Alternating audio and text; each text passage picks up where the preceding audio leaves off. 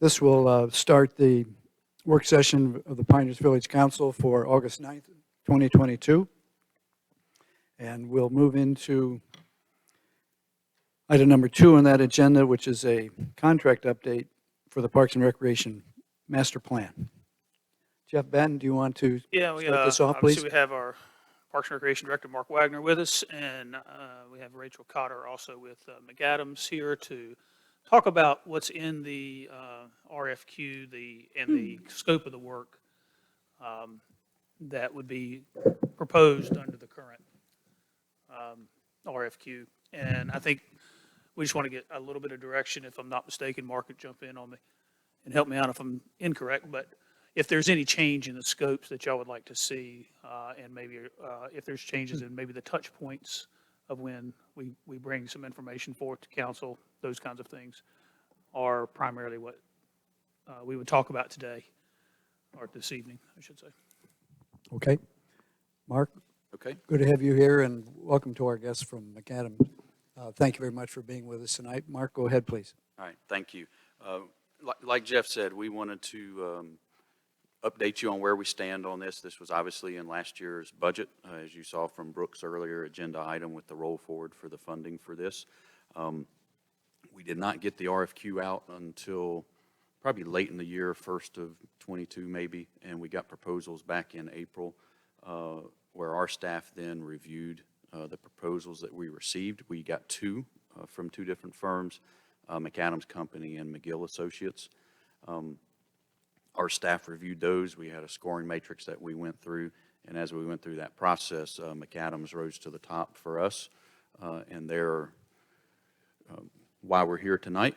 We have been working with Rachel a little bit on the scope of services that was included in the RFQ, fine-tuning that, trying to make it fit our budget as well, so that we could get to a place where we were comfortable and they were comfortable that we would have a quality plan and process moving forward from here.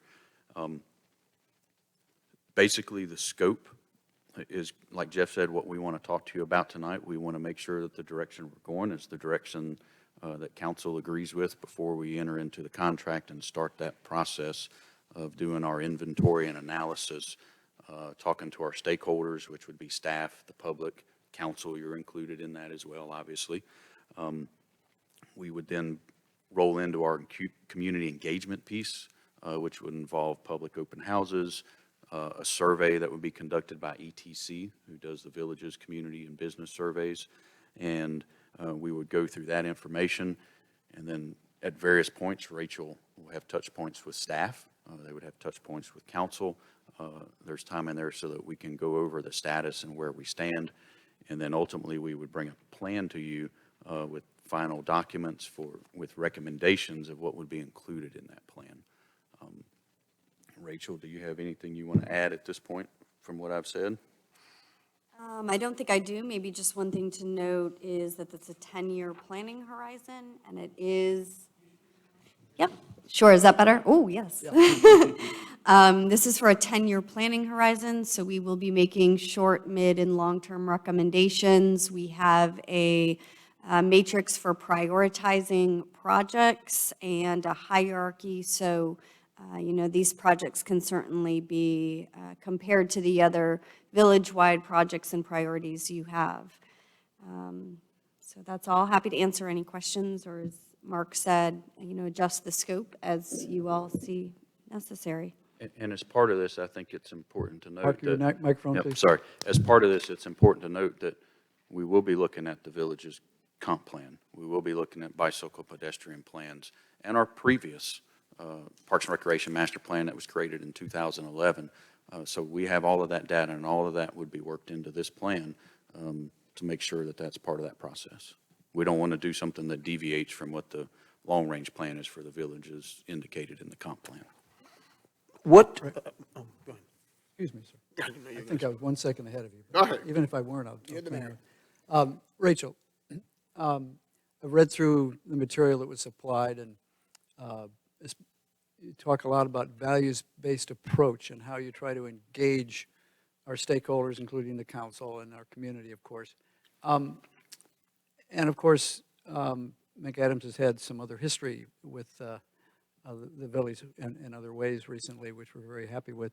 But can you talk a bit about this values-based approach? How would it affect the master plan?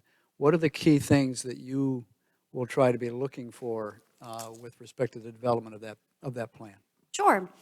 So a values-based approach is something that's relatively unique to our firm, and there is a philosophy. It's really based in, what's the body of thought? When you study people, sociology, excuse me. Sociology. Sociology, where the more you talk about something, the more meaningful it is to you, and it really highlights the value that you place on an idea, a concept, a thing. And so when we conduct our community engagement, regardless of who the stakeholder is, we take note of the things that people talk about a lot, the things that people don't talk about so much, and we find common themes. We also ask participants specific questions about their values. Where did their values sit with regard to recreation? And we notice common themes across all of the stakeholders. We also note the things that are unique to various stakeholders as outliers. They may be very important outliers. And so we can abstract what we consider values as they relate to parks and recreation from the engagement that we have with various stakeholders. From those, we develop a set of guiding principles, which are the guiding principles for the plan. And all of our recommendations are then tied back to those guiding principles. I think this is really important because when we come to you all for approval for the plan and for your input, it's important for us to say that these recommendations are grounded in community values, that it's specific and locally contextualized to your community. And it's also a way for the plan to be supported at a greater degree and championed by the community when they feel like the plan really represents the values of the village. Thank you for that. I think the other point or question I'll ask is this.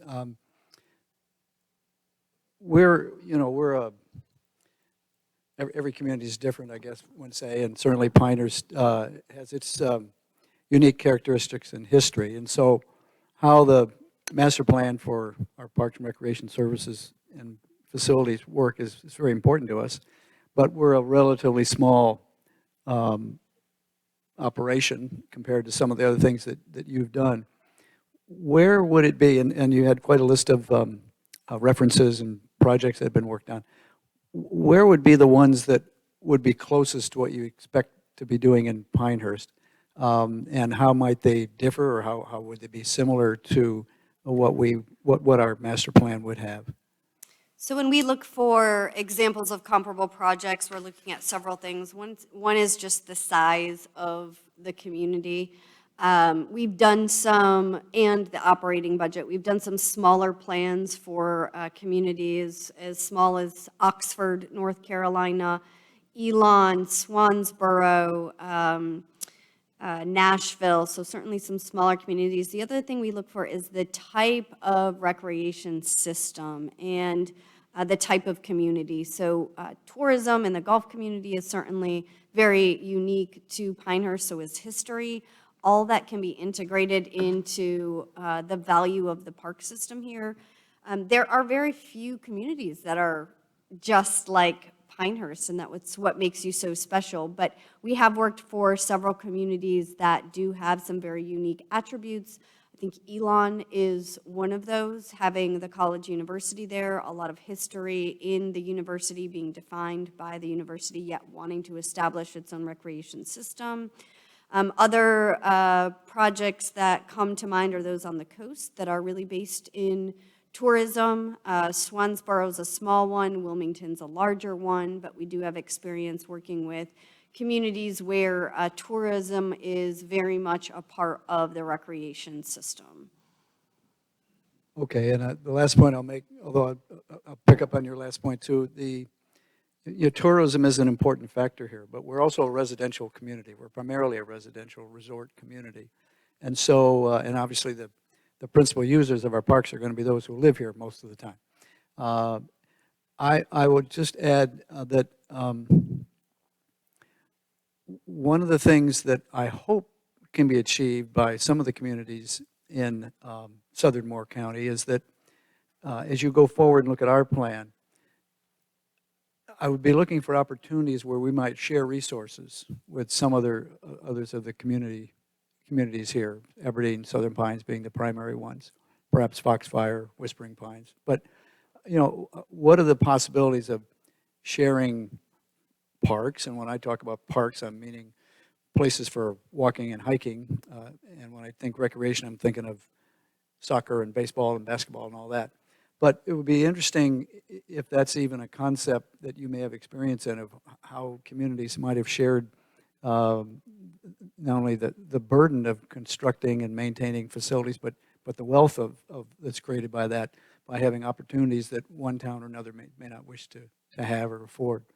And I think the final thought I'd make is this. It's hard to be all things to all people. And, there's no end of amenities and recreation opportunities that our citizens will want. But I think the council's view has to be to balance what are the appropriate ones, what are the ones we should be focusing on, what are the ones that are be most valuable over time. And maybe that comes back to the point earlier I made about sharing with other communities for things that they have that we don't, and vice versa. But not being able to be all things to all people, I think is a concept in this plan that I would hope to see, and where we can make our biggest impact with the facilities that we have or that we can construct into the future. So those are just some guiding thoughts from myself at this time. Questions from other council members? Patrick? Did you? Yeah, one, I want to compliment you, Rachel. I've looked at many proposals in my course of my career in the federal government, and this is a very professional presentation, right down to the resumes. Sometimes consultants don't give you all that information about the staff who's going to work on this, so I'm impressed with the work product so far. I have a few generic questions. One has to do with what do we know that's happened data-wise from the last time we went through a master plan and we had projections and anticipation of this and that? What's the outcomes now at the end of that? I think you said, how many years has it been since we updated this? 2011. Okay, so we've got a decade. Have we analyzed that? What do we know succeeded and failed? What would we do differently? That's one of my questions. Go ahead.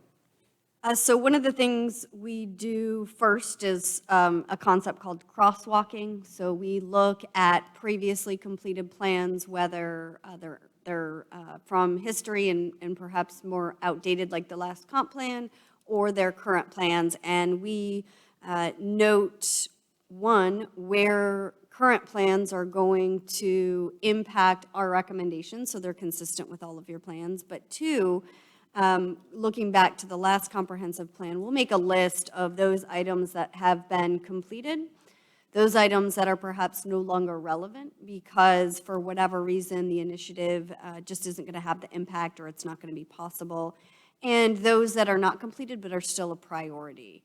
And so in terms of things that might have changed, we will do a demographic analysis. So we're looking at how your demographics have changed and whether that's the age composition, the actual race or cultural ethnicity composition. That really affects the recommendations of a plan. The best example I have is an aging population. And when we see historically a movement towards an aging population, which we're seeing all across America, we want to make sure that the recreation recommendations for amenities and access are going to address the primary sections of the population, like, active adults is what we're calling them now, not the elderly. So that's definitely a taboo word these days. Let's see, other things, we're looking at changes in trends for recreation. There are, trends in recreation are constantly evolving and changing. COVID's had an impact on recreation. We're looking at national I don't want to use the word standards, but maybe national publications that talk about ways to evaluate a system and So the, you haven't yet then looked at what was in 2010 and what is now? correct. So that will is be part part of of it, the yes. deliverable? Yes, And sir. then from that, you're going to propose some changes perhaps, or Yes. whatever the data tells you, okay. Well, one of the things I stumbled on, and I actually found it in the strategic operating plan binder, and I'm going to ask folks to update it, some things in there, was very interesting demographic, which surprised me, that from the 10-year period of 2011 to 2020, I guess it's a 9-year period, while our unemployment rate declined, our per capita income increased, the population increased, the median age went from 58.4 to 59.4. Now, I wouldn't have guessed that, okay? So I'd ask you to try to, when you look at that, now there may be some other surprising data, but that is the median age based on the United States Census Bureau's data about the village of Pinehurst. And I thought it would fluctuate much, much more, particularly over a 10-year period. So I just bring that to your attention. I'm going to follow up on that. And then I went through some of the data, Mark, on the website about recreation participation attendance for fiscal year 22. Obviously, you don't have some of the closing months, the June data in some cases.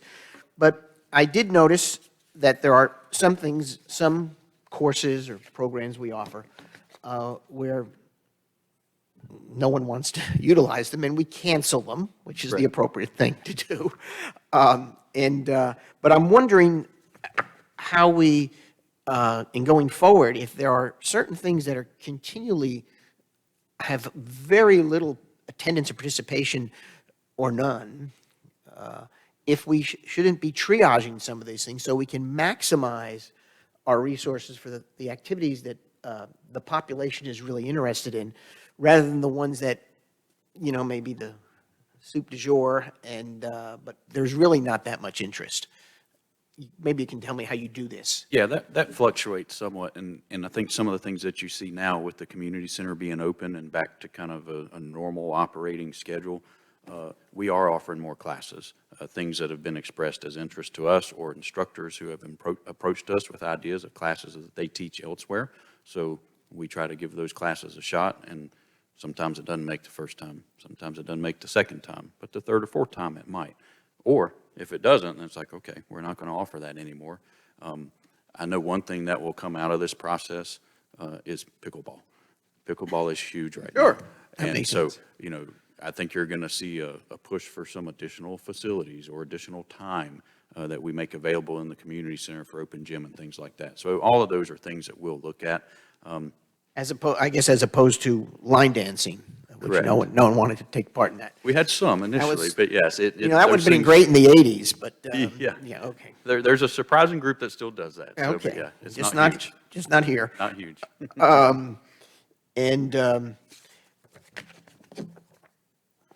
Is there, I guess, to you, Rachel, you mentioned a variety of communities. Are there the perfect comparisons, perfect with a small p, that you can make about a community our size and our demographics to what they're doing in those communities? I mean, we are a certain size, 17,000, and the median age is X. We know that's not moving, and we know what our income is. What do you? I would say if I could, I wouldn't be doing my job because one of the things. If you could or you couldn't, what did you say? If I could do a apple-to-apple comparison, I think you said it correctly. No two communities are exactly the same, and no two recreation departments are exactly the same. I think that's the more important clause there. And so we really believe in locally contextualizing our recommendations. That means, yes, there are national trends, there are national standards, There are communities similar-ish, and we look at benchmarking. We identify at times if we're doing a really robust benchmarking exercise, we'll identify the qualities or characteristics of a community that might make another community a benchmark or a peer community. But at the end of the day, the results might say, according to the benchmark communities, you should have 20 parks and an operating budget of this, and it might just not fit in Right. Pinehurst. It might not be appropriate for your community. And so what we end up doing is saying, well, that's well and good, and it gives us a great data point in time, but here's what we know about Pinehurst, and here's what's unique to the needs of your community, the history of your community, the composition of your community, and we want to answer your most pressing recreation needs specific to your community. Okay, well, I would hope that in a country this size, there might be one community somewhere that is pretty close to us, but, Yeah, you know, I mean, I'll turn it for you. I could certainly generalize, you know, in terms of the trend. We're seeing a ton of pickleball, trails. Oftentimes we see a lot of aquatics, but again, if aquatics isn't something that you're interested in taking on, aquatics is very expensive. It's a lot of maintenance. It requires a lot of staff. Insurance issues. Insurance, I don't see Pinehurst becoming an aquatics provider through the recreation department. So again, that might be the number 1 response on your community survey, and it's not appropriate for I this. think we recently filled in the pool we had, didn't we? Yes, okay. One final question. The community center, it's been open now for how many years? 5 years? We opened January of 20. Okay. 2.5. What do we know about what we anticipated regarding usage? We must have had some projections and versus the usage we're getting. What can you tell me about that? Or I would say this last year has probably been, I realize COVID yeah, was this around. last year has been the best gauge of that. I want to say, without looking at the numbers, and Matt's not here, so I can't ask him, but I want to say our participation is over 6,000 for last fiscal year, which is above what our projections were. And how do we measure that that's really good? I don't know, how do we know we got 6,000? I guess it's because it's more than our projection. It's more than the projection. We look at the number of classes offered versus the number that are made. So you talk about some are canceled, the vast majority are held because they're full. We look at what do we have on wait lists? Day camps, we had a wait list 40 deep every week, all 8 weeks this summer. So if we have more staff, I hate to say it, if we had more space, we could bring in more kids, because when we have day camps, it's hard for us to do the other programs. We can't offer the painting classes. We can't offer the wellness classes. Open gym is limited because we have no space because we have kids in the gym. So our schedules fluctuate, but I think we'll see, you know, that continue. And as we try new programs or we see what the, you know, whether it's trends or what local requests are for us, we'll see how that grows. Basketball, we've outgrown our gym. We need a second facility, so we're working with Moore County Schools to try to get access to their gym, and we knew that going into this. That building was also designed to be expanded at some point down the road. I saw that. I'm not asking for that today, obviously. Okay. But will that probably show up in this plan at some point? Probably, yeah. Okay. It's a down-the-road consideration. We're not there yet, obviously, but we need to see more data. And I guess my last question would be, if we go forward, when do we expect the work product? Is it a year from now, 6 months from now? What are we thinking about? 8 months, I think, 6 to 8 months. Yeah, it's closer to 6 to 8 months. 6 to 8 months, okay. Thank you. Questions from council? Jeff Morgan? Jane? Yeah.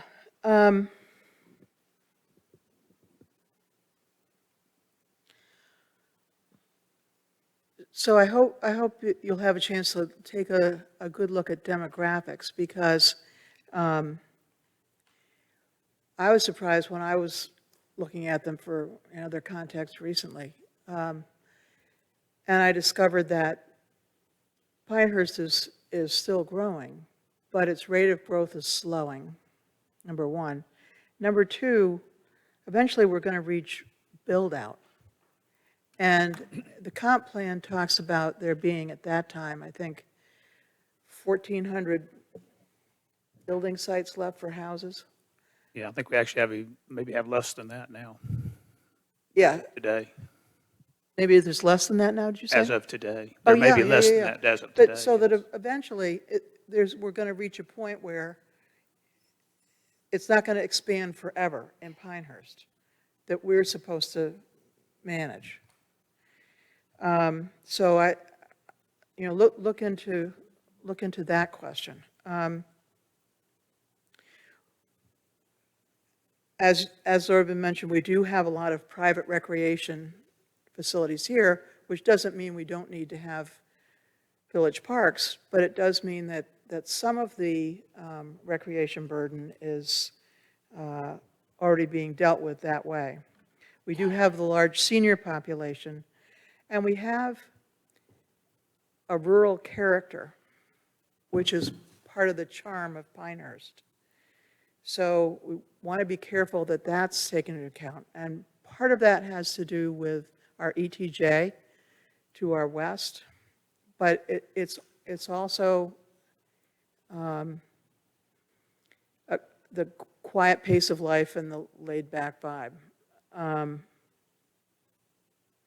I was pleased to see in your report a mention of equestrian activities. I do think that that's something that's important to Pinehurst. It's part of our history. We have the track and so forth.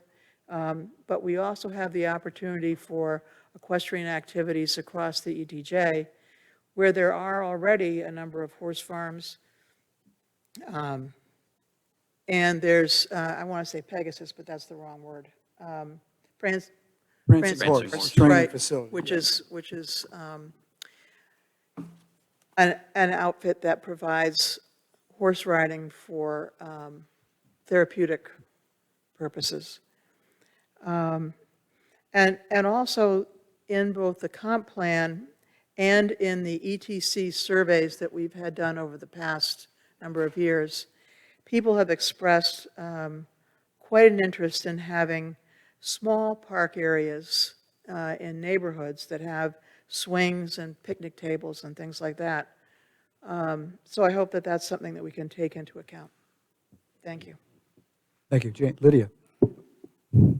I think most of my questions are covered. Remind me, in our community survey, every year annual survey, do we ask questions about recreation and facilities and programs? So we already are gathering that.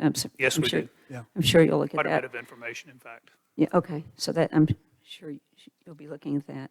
And also, sort of to Jane's point, and as you were discussing the different communities and how they can all vary, and I mean, you could have a community that has no private opportunities for children, where we might have a lot here. First Tee, I can't even name them all. But does that impact what the public will provide? But then some of those might not be reliable. Like you might have a good Boy Scout troop this year, but if you don't have the good volunteers next year, you don't have. So I'm just, I'm thinking about private opportunities for kids and for adults, but they probably might not be reliable. So I don't know how that would figure into what the public's going to provide in terms of recreational services. Sure.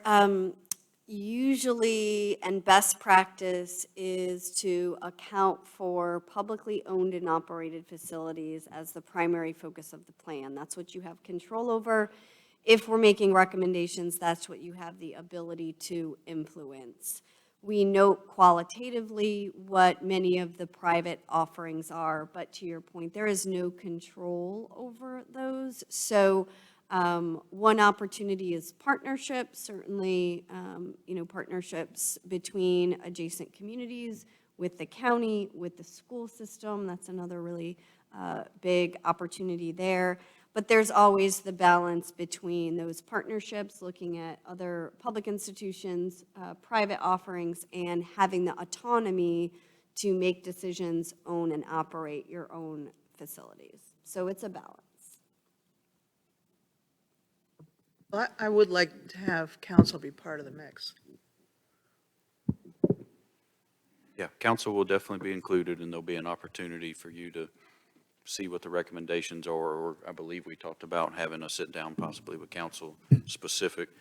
There is a note in the proposal about meeting with the planning board, it probably makes more sense to meet with village council than the planning board. So that's something that I think if we wanted to make that change.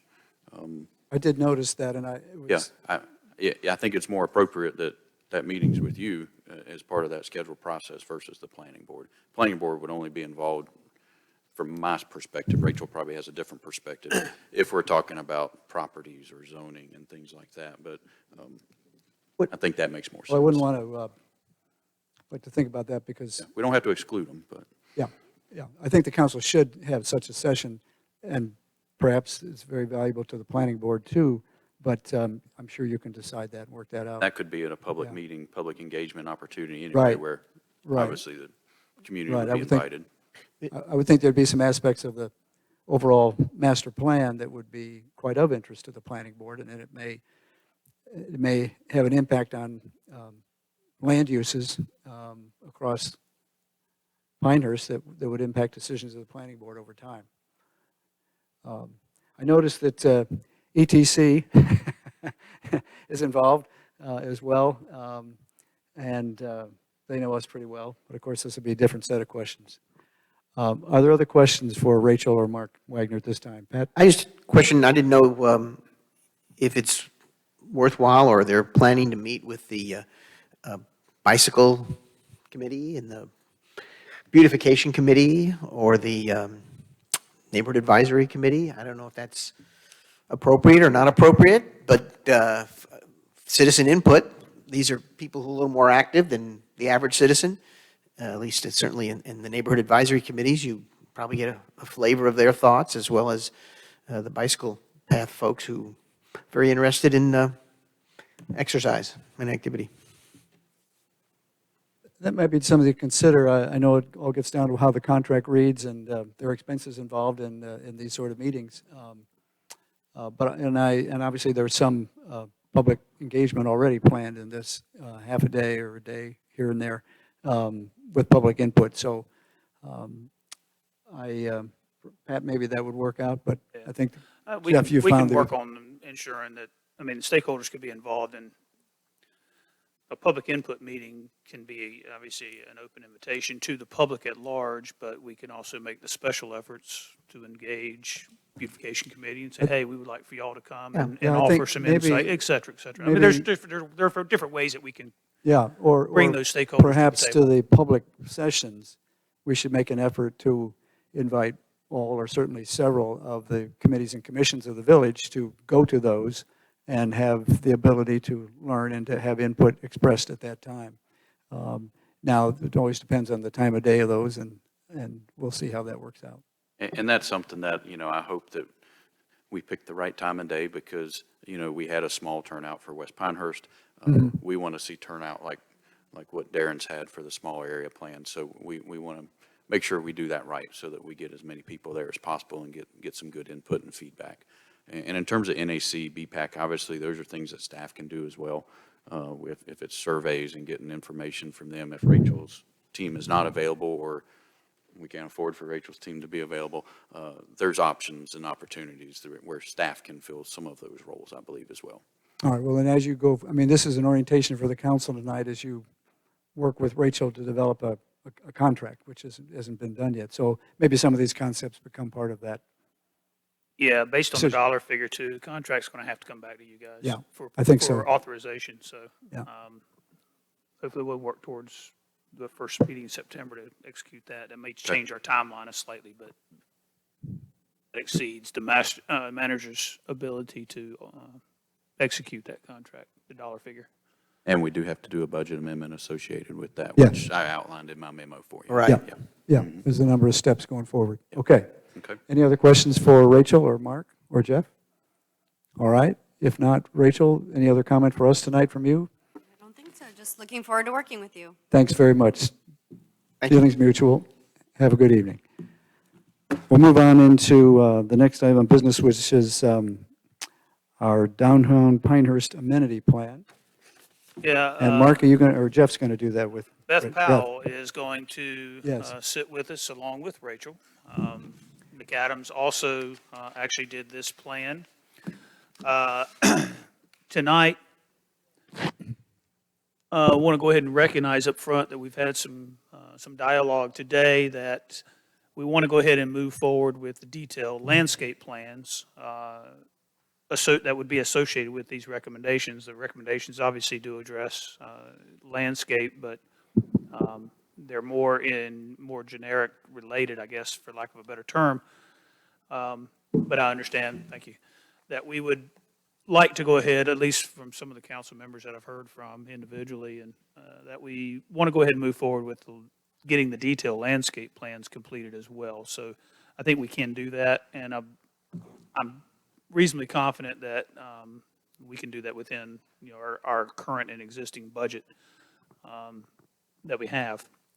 So we'll work towards that, and then bring that component separately through beautification committee and back to council as touch points. But I do think there's value in going ahead and talking about the holistic amenity action plan. The consultants, I think, have really tried to focus on the visitor experience to downtown in addition to landscape. So with that, I think I'll turn it over to Beth and let her take it from there and kind of walk you through what's in this plan. One of the things I've mentioned previously is that this is a menu of options. We have the ability to pick and choose the things that we want to pursue, and some of these things we may decide that we don't want to pursue, but we may want to take them back up at a future time frame when something triggers the option or opportunity to maybe revisit a concept perhaps that we have for the time being shelved. So there's a lot of information in here. There's a lot of recommendations in here. Again, it's a menu of items. And so with that, I will pass it over to Beth. I'll just say, Beth, welcome too. And with Jeff Batten, I've had the chance to review this a little bit over the past month or two, and we've had some informal meetings with a couple of stakeholders in the community who might be affected by this, and gotten some initial feedback from them, and more of that will happen, of course. But it is a very interesting set of different plans and things happening here. So please go ahead. It's very exciting. Great. Yes, thank you for having me. Yes, I'm Beth Powell with McAdams, and for this project, we partnered with Regeneration by Design, who specializes in streetscapes, knowing that we were brought into the project to look at how the community interacts with the street and the sidewalks and everything in that space, and Rami Kemp and Associates, because we were brought in to look at Market Square, where there seems to be some issue of people not knowing which way is the one way. So we knew right away we needed a traffic expert who could help us resolve that responsibly. So we're going to hit on a few things. This presentation is the master plan reformatted for discussion this evening. Looking at several items, I'll talk about the existing conditions, how we see the downtown today, and then into some recommendations. So we always begin with the historic character, a really important aspect of Pinehurst. I specialize in historic landscapes and have gotten to work on several Olmstead firm-designed landscapes. And so I'm really glad to bring that experience here. Ooh, here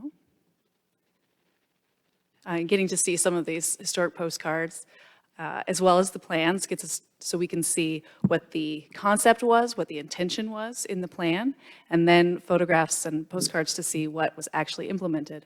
And we can see a great deal of the original plan was in fact implemented. So we looked at the existing circulation, seeing how vehicles and people are moving around downtown, and noticed a few things right away. There's confusion points, the wrong way, one way on Market Square, where people have come up Magnolia and try to turn right. Yes. Can I ask you to, it doesn't label the streets by name on this, and I just, maybe everybody else has it committed to memory, but it would help me if you could just label a few of the streets for me. Yes, absolutely. Thank you. I think there's a chart later on that'll show that. As you go through the brief, you'll see one that shows all the different street names. So you can reference off that. I can't hear what anybody's saying. Okay. All right, I'll come I in. haven't heard anything so far. Okay. Thank you for letting me know. Tell me where I'm missing it.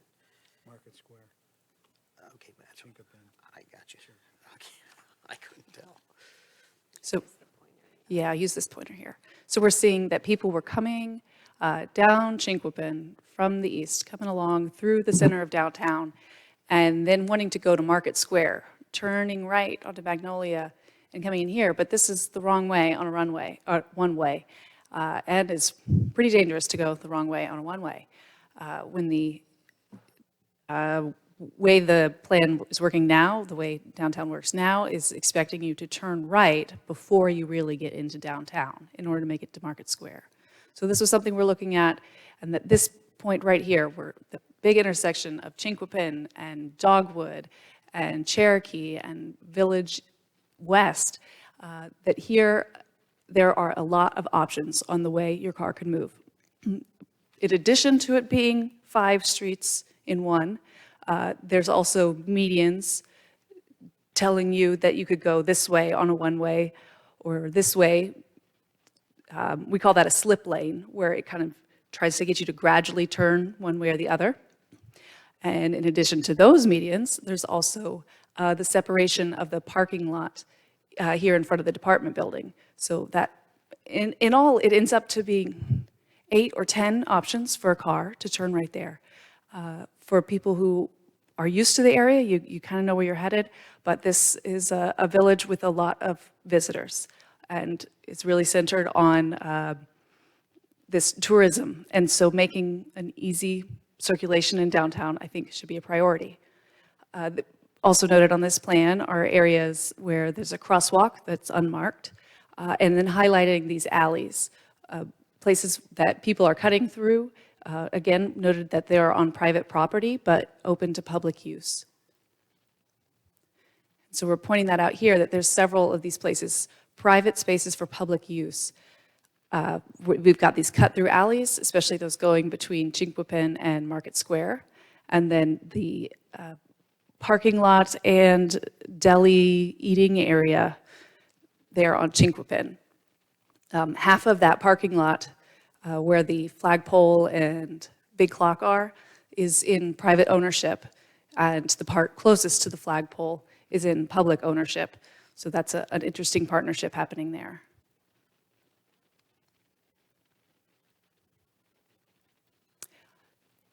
A big part of our project here was to try to improve the parking situation in downtown.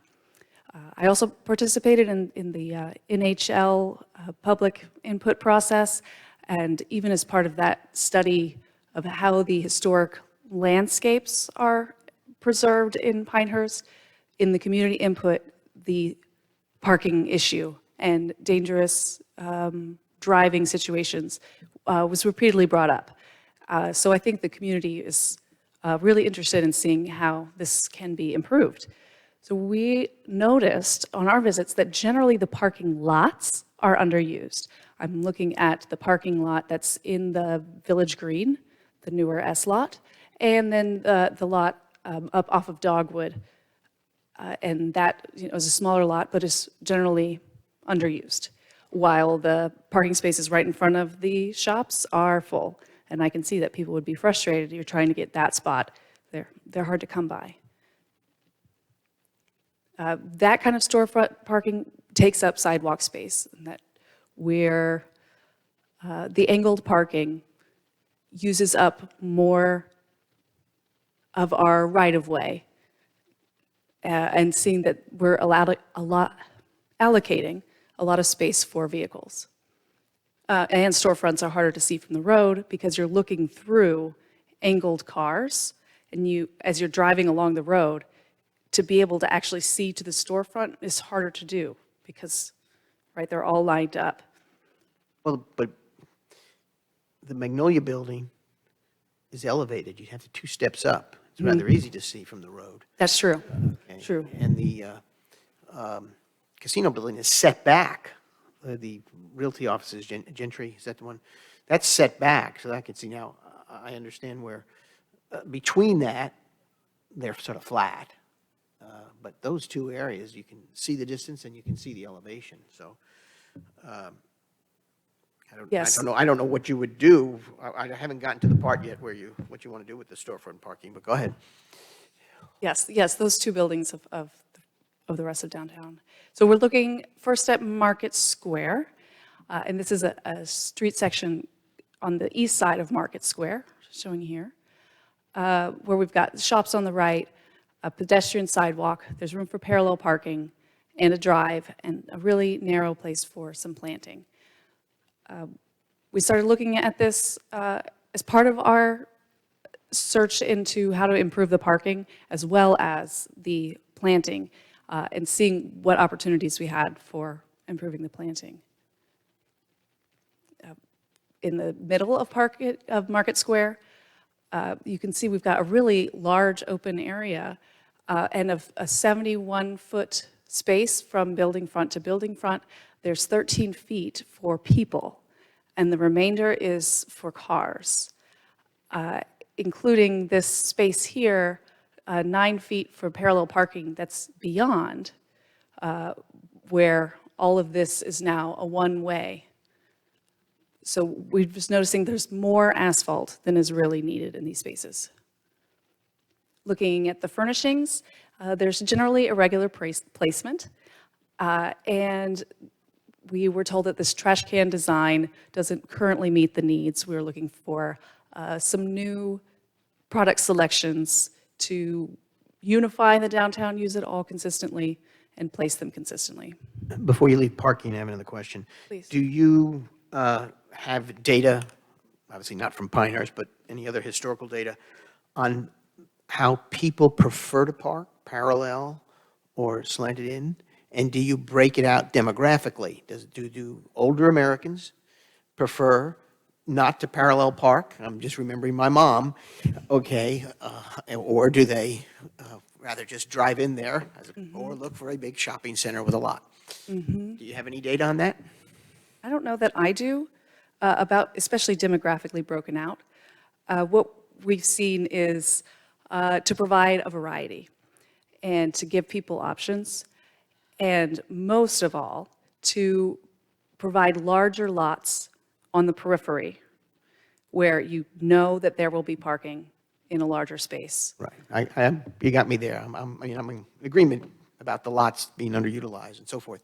I just think that I'm just envisioning some of the people parallel parking could Avoiding those spaces. be a difficulty issue, but go ahead.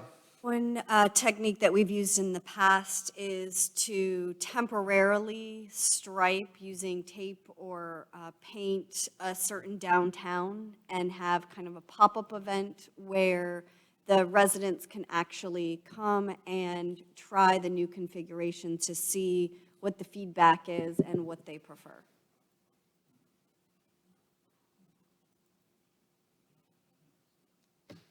We looked at the existing lighting. We've got the existing green poles. Many of them need to be repainted. I understand that's already in the budget to repaint them.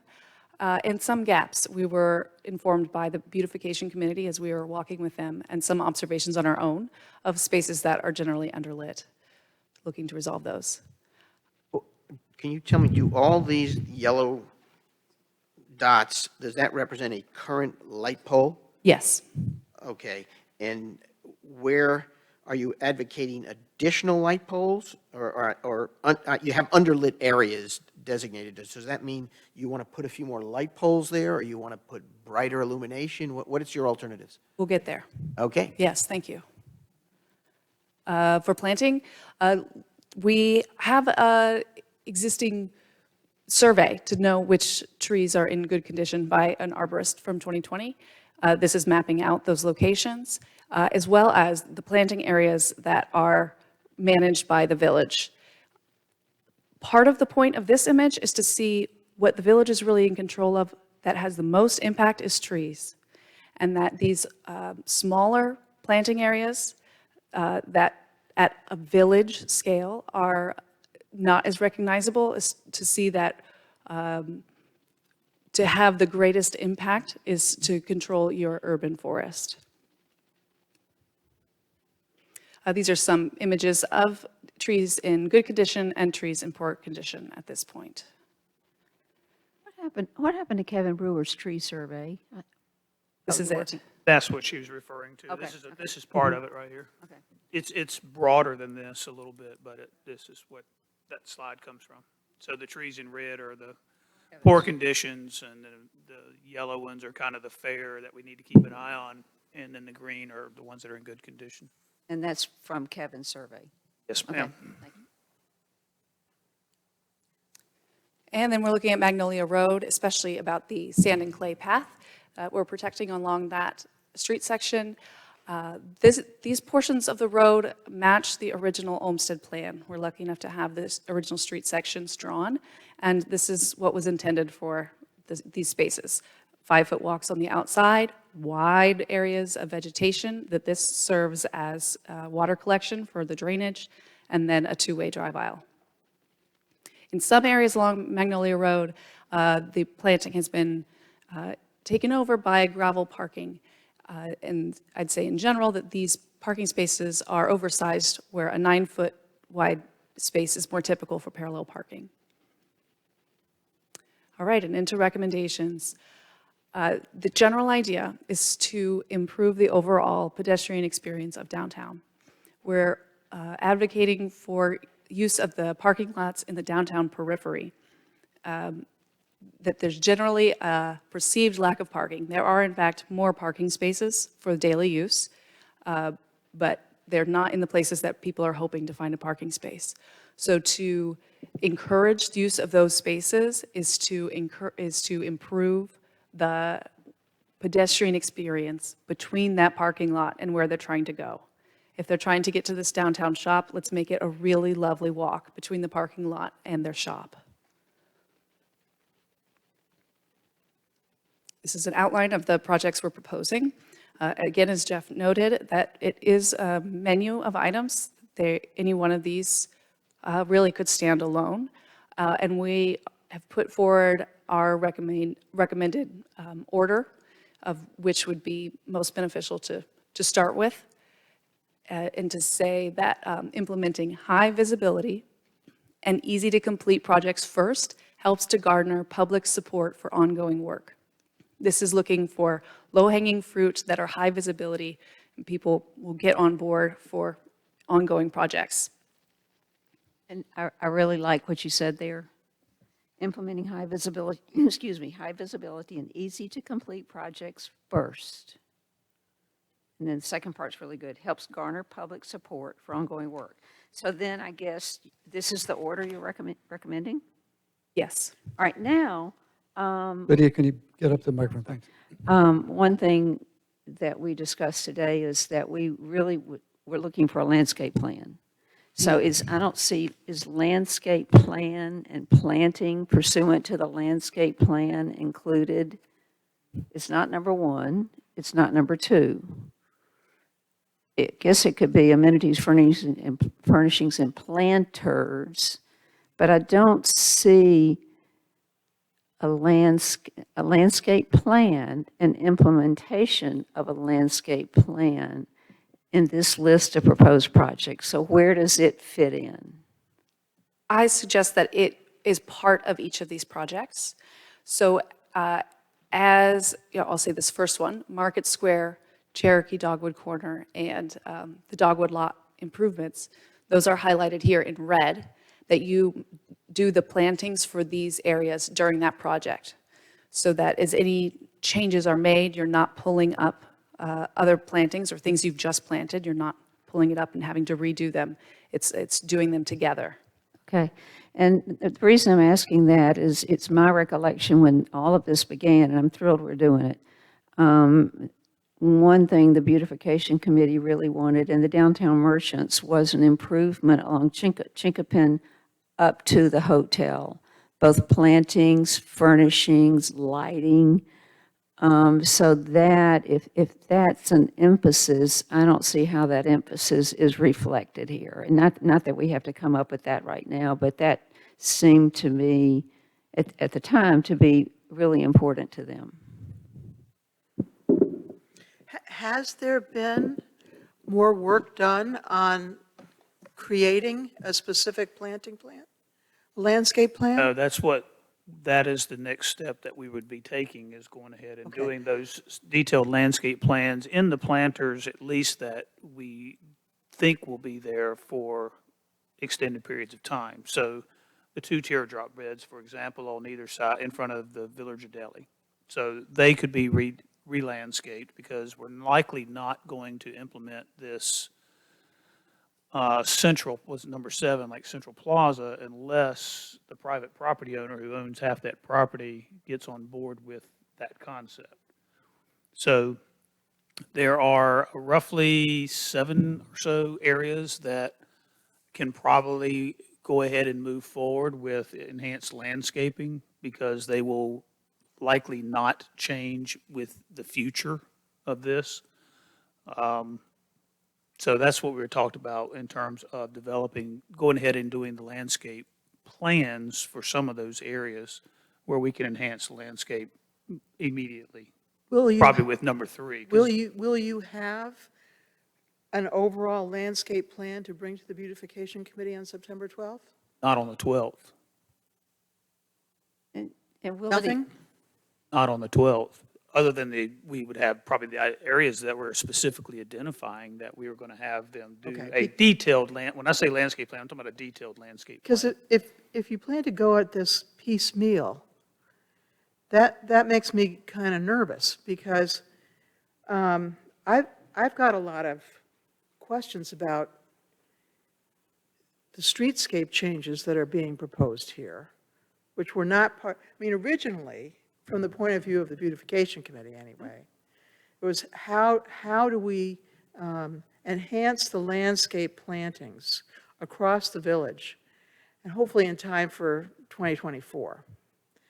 And now all of a sudden there's all this additional streetscape changes in the mix, and not just, I'm not talking about putting out benches and those kinds of things, but changing the traffic pattern. I would hate to see anybody lose that little slipway between Holly and the island. I mean, that's on the original Olmstead plan. I just circled it here.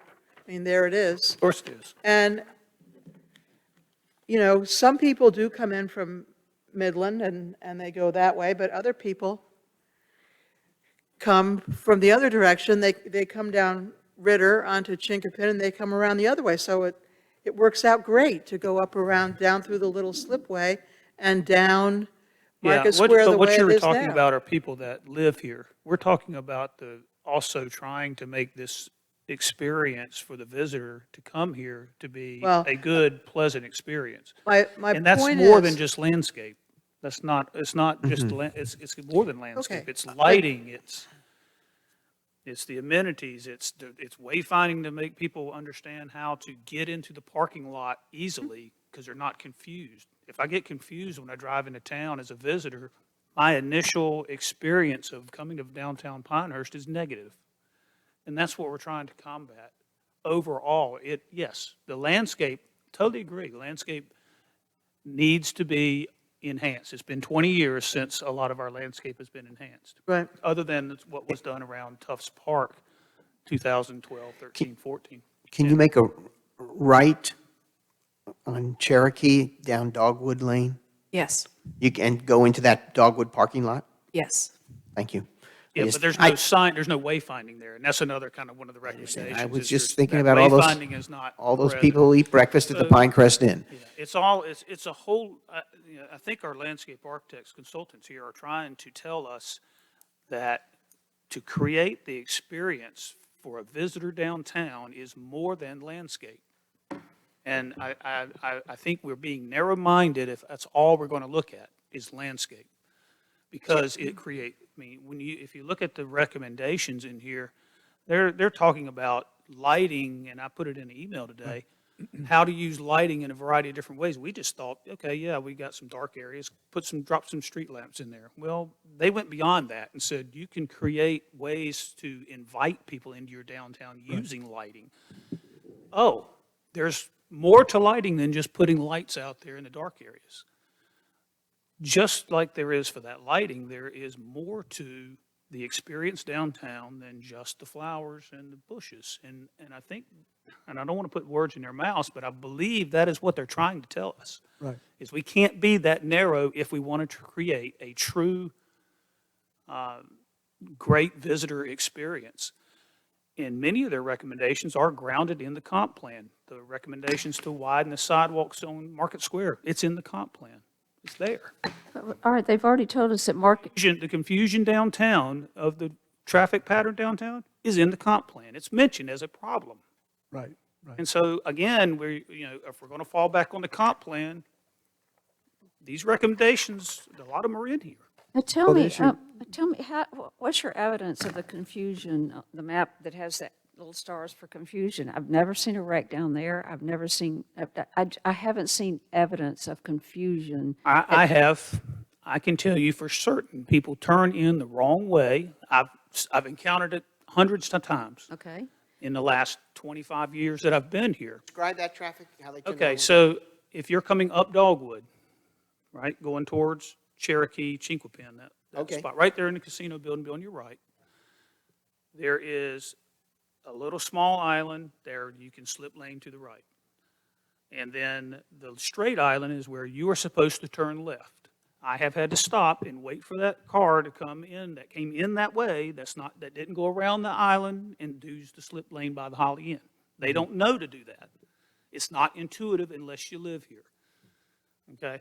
The island that is by the flagpole island, and then we have that little sliver there. That's to separate the cars. So people coming out Chinquapin, intersecting Cherokee, don't end up head-on with people that are turning off of Cherokee or Village Green west, onto Chinquapin.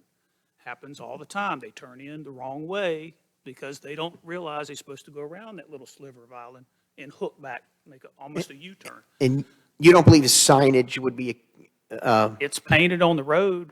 Do not enter is painted on the road at Market Square. 2 signs are sitting there, do not enter. They Yeah. still do it, but that we're not. that I have not seen. That That we're I not have going to stop. Go down there and talk to Dooneberry. He'll tell you, or Catherine, they'll tell you it happens every day. People turn in the wrong way.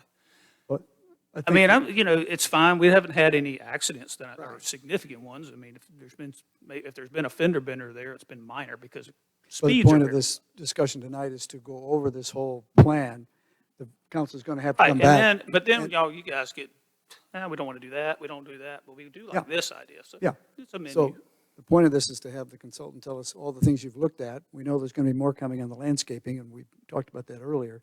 And would be impossible to decide all the little, not so little implications for traffic tonight, such as the turns that Jeff was just deciding. We'll have to look at that and see how it fits over time. But I'm enjoying going through this proposal, and I'd like you to carry on with that, please. Do you mind if I add one thing? Just going back to the genesis of some of these recommendations, when we first began this plan and got our assignment and we came for our site visit, I spent a lot of time down here as my parents are residents. I spent a lot of time in the village. We felt that we would be missing an opportunity and not doing this plan justice if we didn't also address some of the safety concerns, the experiential concerns, and bring our full capabilities as your consultant to this project. And so one of the questions we asked Jeff from the very beginning is, how bold are you willing to be?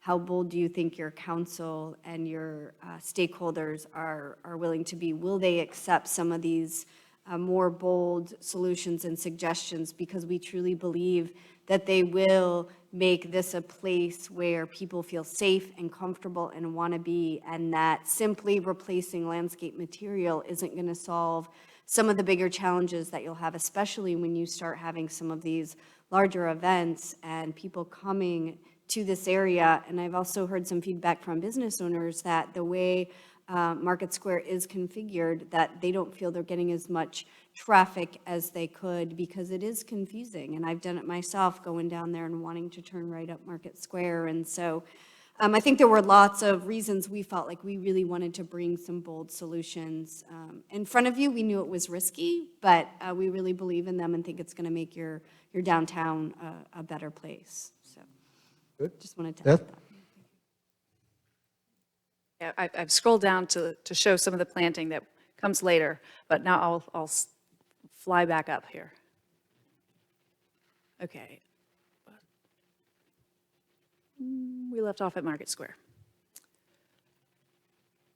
I think you're on the projects list, weren't you? Recommendations, proposed projects. Yes, okay. Oh, yeah, okay, here we go. Right there. Okay, think. thank you.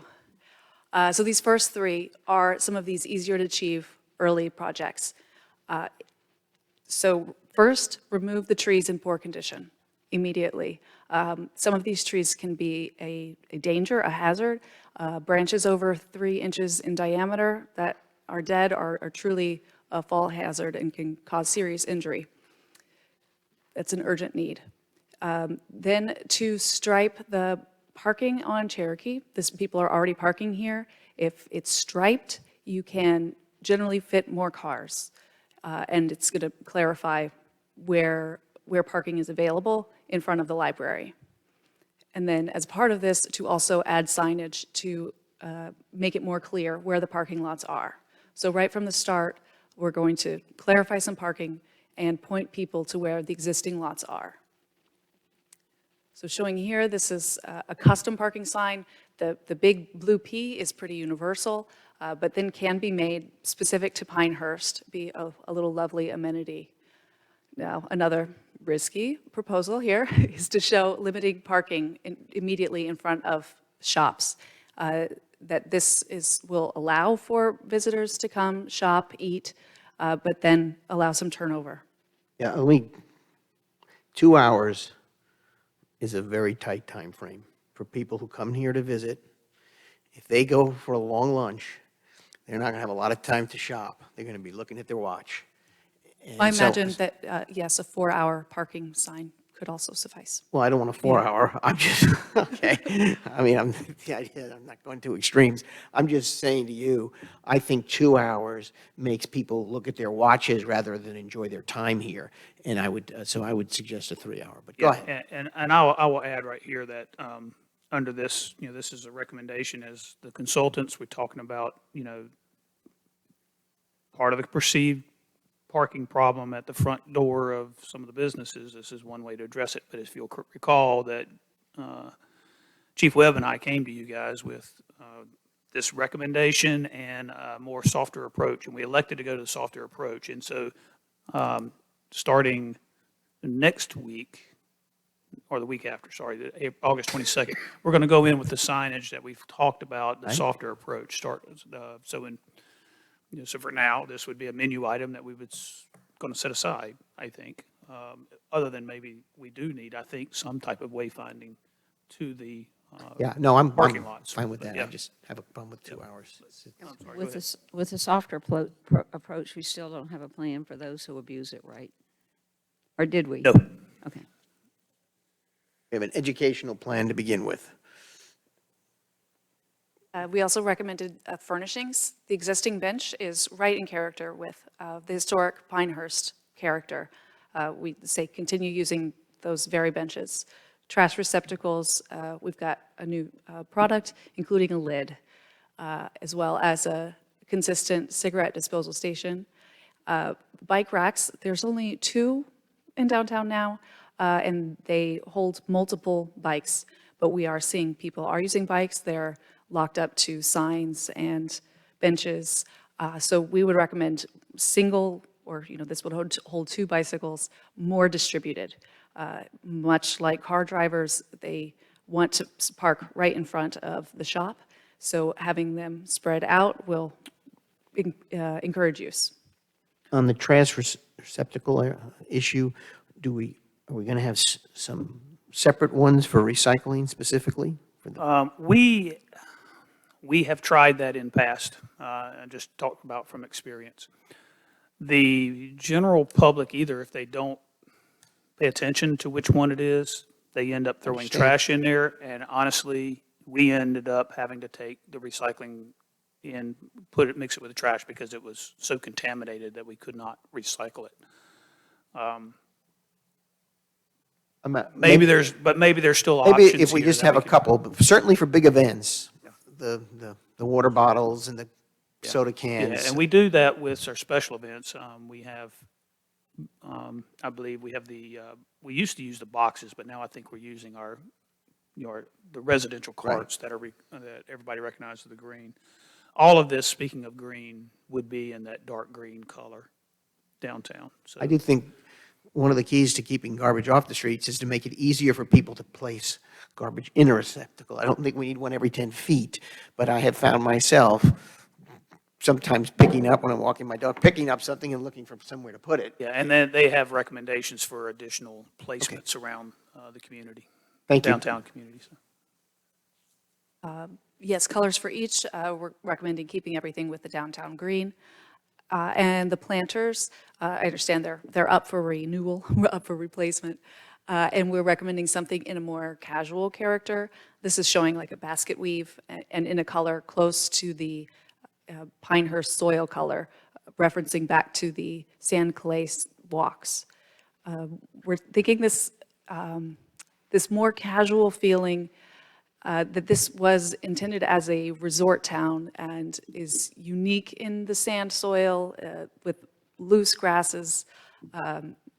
In general, I would say it has a more casual feel with, sandy walks rather than brick in the original design, that this is a place for more casual character. So those were our 3 easier to begin. And now we're looking into a bigger move, is where we're looking next. So this is adjusting the slip lane at Dogwood and Market Square, and also working on the lot up in Dogwood. What does the adjustment amount to? Okay, let me You'll explain. get to that, okay. So here, this is what we're describing. Coming from the east, we're at this decision point. So we are recommending to close the slip lane to vehicles, maintaining the shape to show this historic design in the pedestrian walk. So there's still a sidewalk following the same line, showing the Olmstead design while closing it off to cars. This is an illustration here showing what that would look like. And it just pushes your eye right in down Chinquapin, so that people would go through downtown instead of wanting to turn to the right, the design pushing them to the right, it's pushing them through downtown. More cars in front of businesses is more business. But how does a car drive down Dogwood? Oh, there is a right turn. Oh, So okay. then it's a more normal 2 cars, 2 lanes side by side. I understand now. I Stop didn't sign. see Okay. that. More intentional decision for the driver. Okay. And then this is proposing reversing the runway. So whereas before you would come in this way, I think we're going to follow what people who don't know the village, what they're telling us feels natural is to come in this way. This is a wider opening. This is a really narrow opening. This is taking you through town before you get to look in all the shops. You're looking around. This is exciting. Okay, let's go see what's over here, rather than turning away as soon as you get here.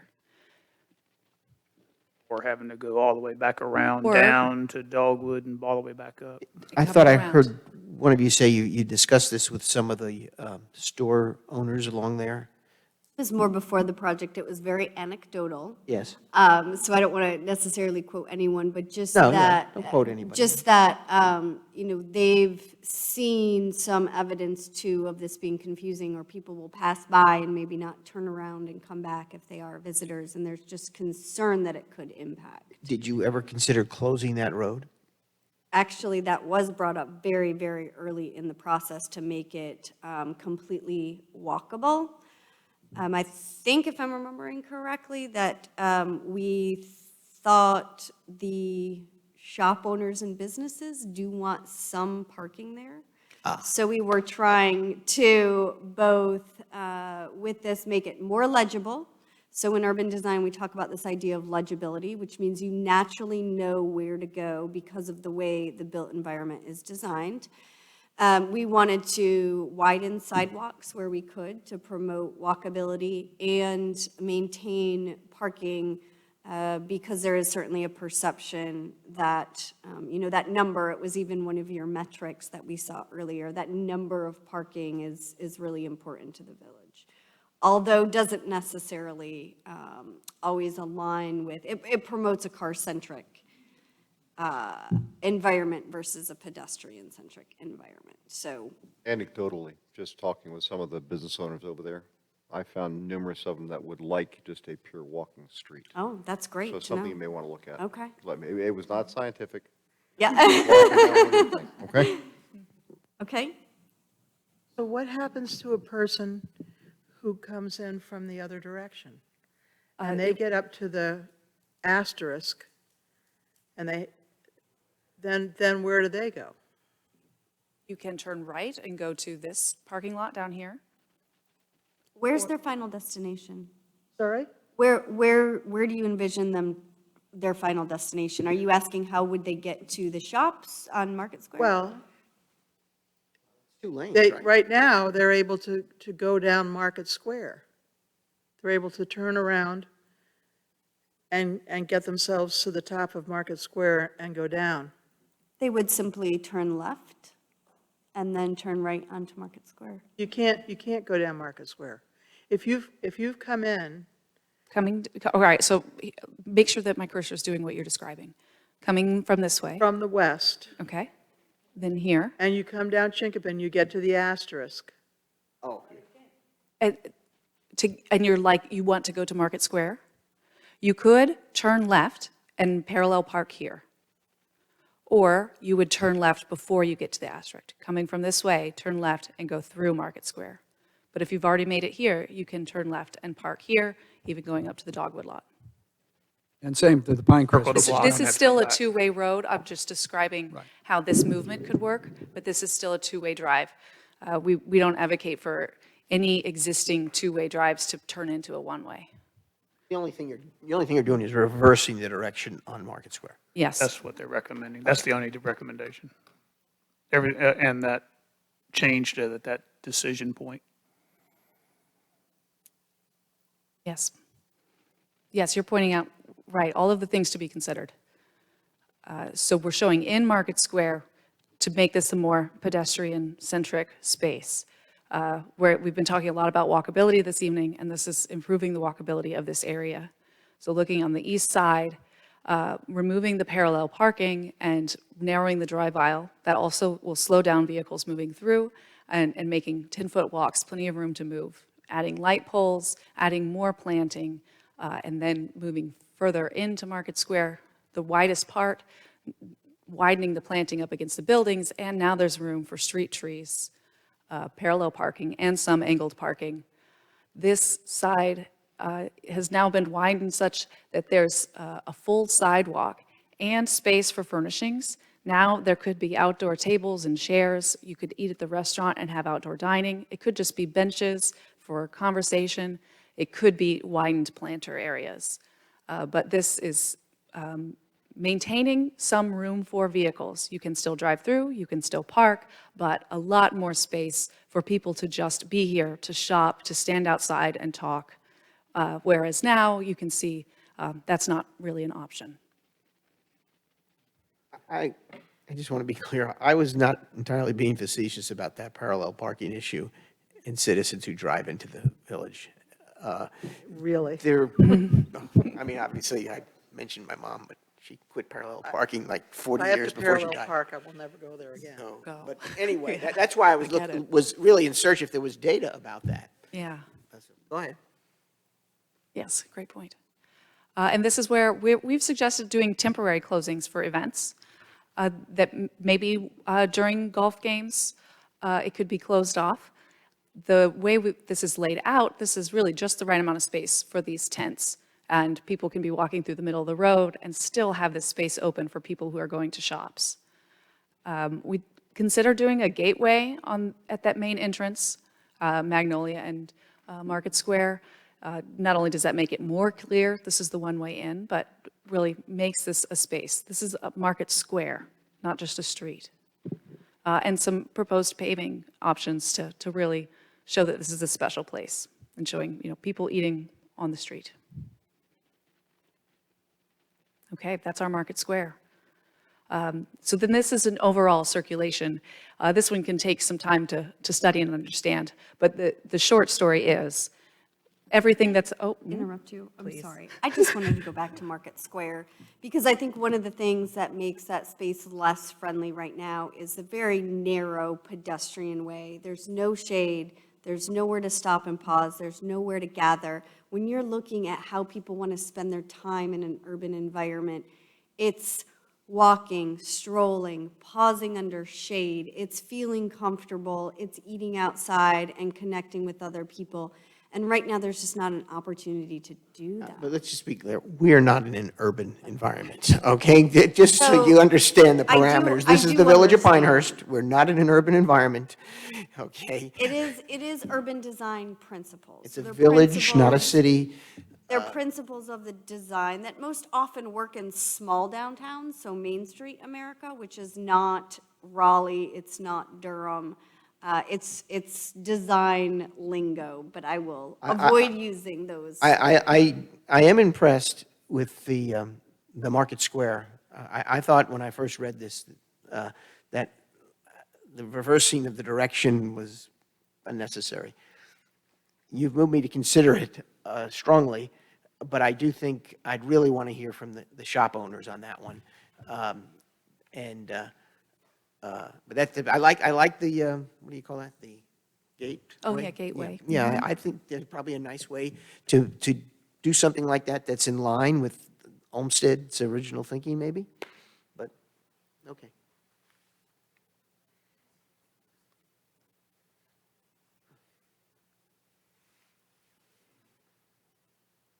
all right, then here, we're saying that everything that is currently a two-way street remains a two-way street. The big change is to reverse the direction on Market Square, and Cherokee remains a one-way street going to the south. We're also just showing the crosswalks really strategically placed where people will want to cross the street at each intersection, and to show all four directions should have a marked crosswalk. Parking signs at this main decision point at the entrance to each lot. Okay, so that's our big one. We think that as a first large project could gain support because it's an active place. Market Square, having events there, closing it off, I think that's a great first big project. Then we're looking at Chinquapin South and Magnolia North. Now, these aren't as large, and they're about improving parking. So, and improving the movement to these outer areas. So we're showing, we're wanting to encourage walking from the Manor Hotel and from Pinehurst Resort. And we think that, for one, this side of the road is the first place to begin that by improving the sidewalk and the lighting as we showed before. Both of these locations keep the existing light posts, but then add in smaller bollards, lit bollards that are more pedestrian size, and then you're not shining bright lights into these homeowners, but you are providing some light for people to move through. This would be moving towards parallel parking with more planted back in to look more like the Olmstead design. And then here on Magnolia is marking the spaces where people are already parking. Again, it's unmarked. If you mark the spaces, generally more cars can fit more comfortably. Oh yes, here we go, lighting. To show all the yellows are the existing lighting. This shows no removals, no relocations, only adding in between. And these smaller bollards as you're moving into the residential areas to support walking from the hotel spaces and the Dogwood lot. So this is a lot more lights than are there now. The orange are the new ones. But what we've done is created a more consistent pattern, and we would recommend lowering the amount of light coming out of each one. This is a feeling that you tend to not notice in a place, is the way it feels as you're walking down, But an inconsistent lighting where now it's light, now it's bright, now it's light, now it's bright, it can be really uncomfortable. But a consistent lighting and consistent spacing really improves the feel. Remind me, what is the new wall mount? I'm sorry, the new, The new wall, proposed new wall mounted light. oh, wall-mounted light. This is inside the alley spaces. So here, this is the one that's it. maybe by the bank. And I think this is a great light. I believe the village installed it. It's in the right character, but not every alley is not as well lit. So we'd say to light these alley spaces because the alleys are a great asset to this community. Any problem getting permission to do that on the buildings along those alleys? We would have to work with them. Now, when we did that one on the alley, we worked with BB&T and had an agreement with them to be able to place them on the building. But yeah, we would need to work with the owners. You're right.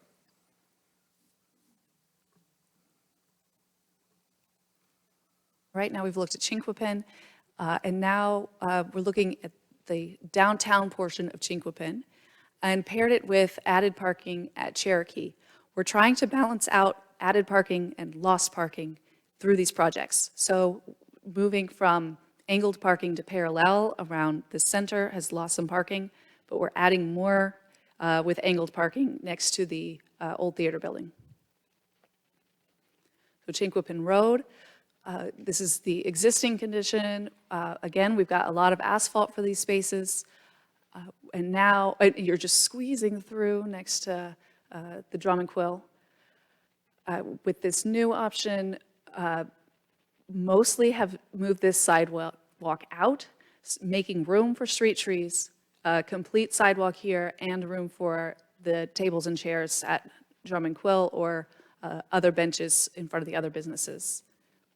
You know, we already have parallel parking on that side of the street. Oh, yes. That's yes, you're right. correct. You're right. We're just expanding, this is showing expanding the sidewalk, making it wider and adding in that planting strip on that same side. So it moves the parallel parking further out into the existing asphalt. If you look above it, if that profile above and a profile below are on the same scale, and so you can see how the parallel parking moves from the top, drawing there. And Now, it the moves- parallel parking on that side of the street is very straight. The parallel parking across the street, it's curved. That, in front of the Magnolia building, in front of the old, the golf shop and what's the Purple Thistle, that's a bend to it. Yeah, the angled parking through there you're talking about. Yes. Yeah, this, obviously, this profile can't show that bend, but all I'm saying is basically where the parallel parking is on the Drum and Quill side in this picture on the top, That I get. you can, it's 7.5 feet moved out into the road on the lower drawing. That's kind of really the only change, and that's to allow for that sidewalk to expand and create that planting area that you see on the bottom.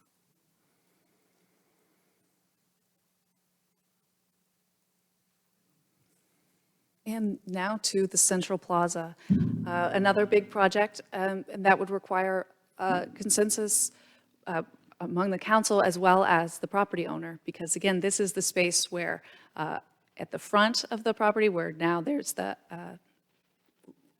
flagpole is in village ownership, and this backside is owned by this property owner at the department store. Saying he's not going to budge. Well, I'll say why I think it's a good idea. Don't tell me. You don't tell me. I want to. You don't have to. Go ahead, why is it a good idea?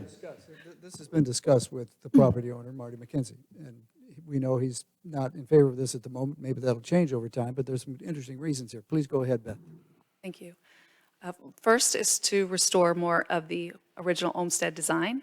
We do see in this image, and I believe Jeff found another great image where it's showing the drive going right in front of the department store building. And here where there's an open lawn, we're showing these outer spaces. This is actually where you've got the big teardrop planters with really large trees. So doing it this way could preserve those trees. And then moving the corner a little bit further into the intersection, again, helps resolve this tough confusion point with now, instead of having many options for turning in, this is closed off this corner, so there's a two-way to continue down Chinquapin and into Cherokee. One way that I think this works, you're bringing more cars in front of the department store building, which generally brings more business. As people are coming through, passing through, can really attract their attention. And we've added parallel parking for that really convenient parking, along with golf cart parking, to give golf carts the really cream of the crop spots. We've also shown that this sidewalk is getting much, much deeper, whereas now people are sitting on tables down the center of the parking lot facing cars. They now have all of this space here for tables and chairs. We're trying to show that here. This is looking at the department store here. Here's this parking lot. We've moved the sidewalk out enough that you've got a full walking sidewalk and tables and chairs to enjoy the deli with parallel parking and a two-way drive in front of what will be a new plaza. Is there an equal number of chairs and tables where people now sit for lunch out there that would be replicated in your new design? Yes. Okay, thank you.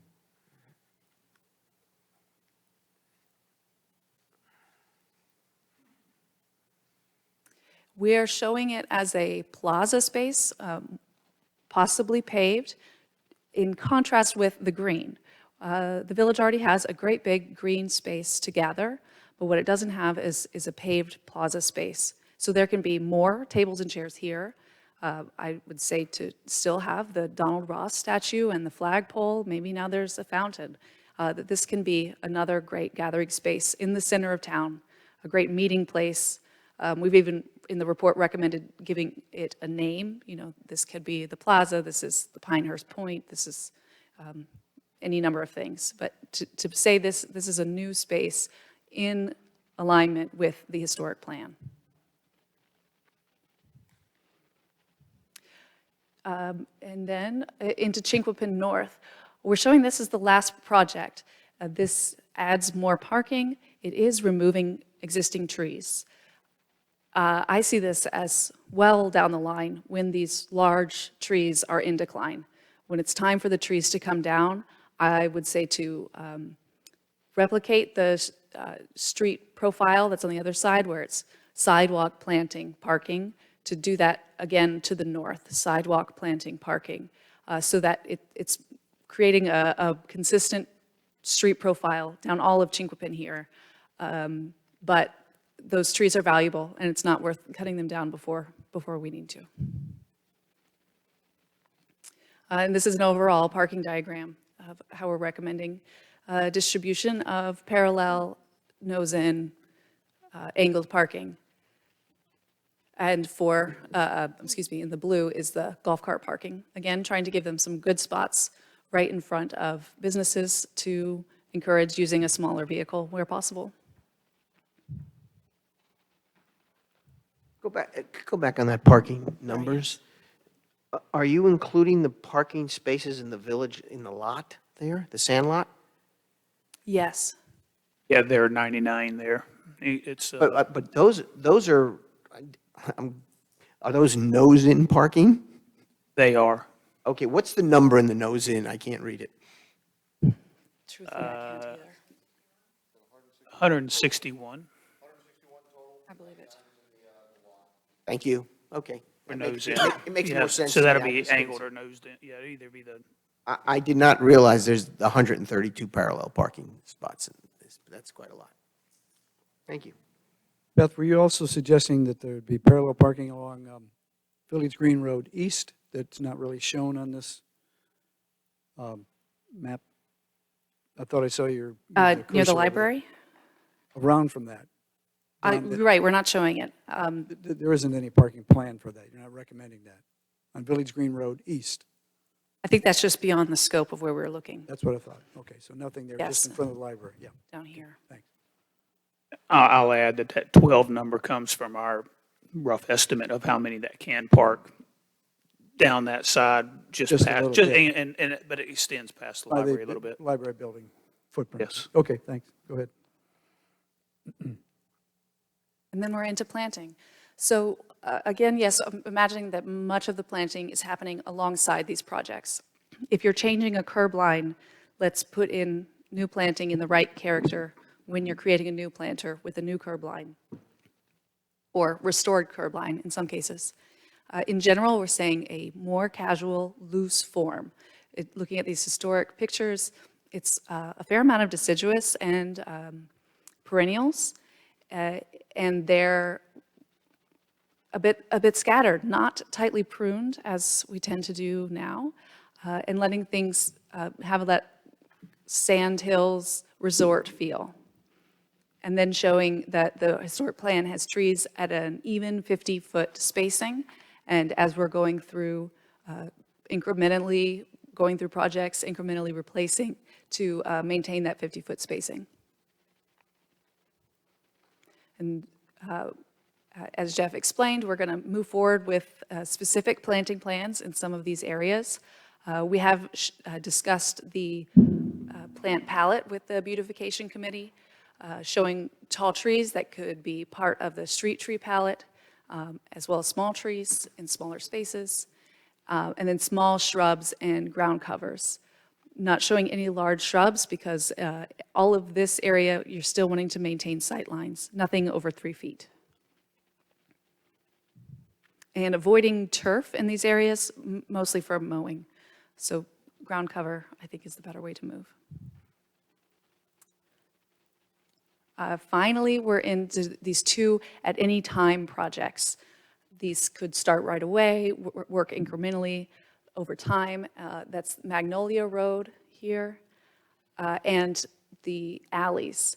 For the alleys, we're talking about really some policy work to put easements in place, which would transfer some maintenance responsibilities to the village and liabilities, and removing that from some of these homeowners. And then that will give you the power to control that planting and that lighting.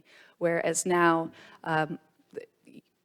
your ability to control how the plantings are handled there is pretty limited. Magnolia Road, showing this before and after. We're looking a lot at the drainage here and how to make sure these planting areas are capturing as much water as possible. That's been the main contributor to issues on the sand clay path is water erosion, scouring it, making them nearly impassable. So we're looking at how to make sure the water is going to move into these planting areas. In the plan, we're showing a revised section here with improved soils going deep down, showing how to really improve the drainage. And then in the parking areas, to bring the parking space to a more reasonable size, down to the 9 feet, which leaves room for bringing back some of this planting on either side, which again can serve for drainage. And we're showing a profile of how to make the plant or the parking spaces themselves pervious so that drainage is happening through the parking space as well. For the sand clay paths themselves, we've worked through this section showing how the water will always drain away from the private owner's property towards the either gravel parking space or planting area held back with a narrow concrete curb. The curb can be colored with a coloring product so that it's a little bit closer to the native soils. We're looking for a tan soil sand clay color rather than the gray that comes out of the package. So it's a little more consistent along it, but the concrete can help hold that walk in place. And then in the parking spaces themselves, where we're using gravel, is to look for these yellow, tan, beige, buff colors, again, rather than the gray, which is inconsistent with the sand soils here. And that takes us through the recommended projects here. To circle around is we were asked to help with the parking and asked to help with the planting. But when we read this RFQ, read what the village is looking for is to improve the downtown experience. And the more time we spent here, we could see what design interventions could do to make downtown that much more enjoyable to residents and to visitors, to make it a comfortable place beyond just plantings and furnishings, but looking at the experience holistically to see what we could do to improve the place. I'm glad Quite to a take your comprehensive questions. report, Beth. And your color coding helps me a lot in understanding exactly which sections you're talking about, and the list of project, the timing of projects, the order of those, very helpful, very helpful. Obviously, we have a lot of thinking to do about how to phase in the projects as you've listed them here, and what things we like and may not like. But this is a very complete plan. Offers a lot of opportunity. We'll have to see which ones fit the council and the residents. Jeff? Yeah, I was going to say, you know, we have talked about the areas that we already have landscape beds and plantings.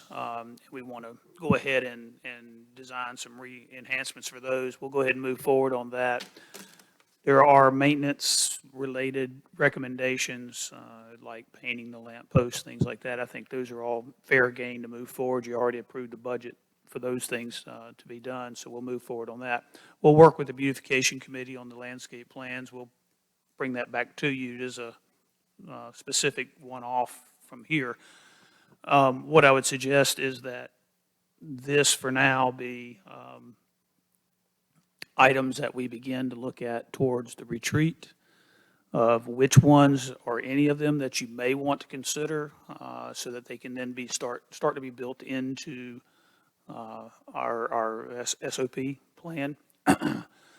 Some of the things like the landscaping, I think we will want to go ahead and move forward in terms of enhancing those in the next fiscal year, so that they're in place prior to the open, obviously.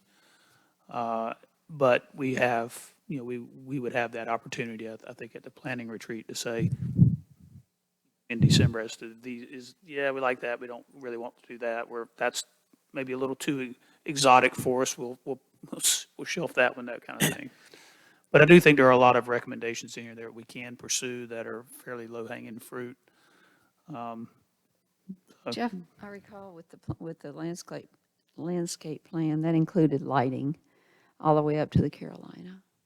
It did show, well, the lighting is shown already on here. I on this guess, plan. because there was, people coming down from the Carolina, it's dark before you get there. Yeah, And so they there's- recommended some bollard lighting and some additional, no, I think it's all bollard coming down now, Yeah. plus what we already have existing. Yeah, along Ritter there and coming into the village from the hotel and the spa, there's a complete lighting plan. Yeah, there's quite a bit of additional lighting shown here. Right. For that specific location, yep. Again, I think, those will be things you could say, yeah, we want to go ahead and move forward on some of this lighting, and so if that's what you choose to do during the retreat, then we would budget accordingly and then, move forward towards implementation. Need to wait for the retreat for all of these things?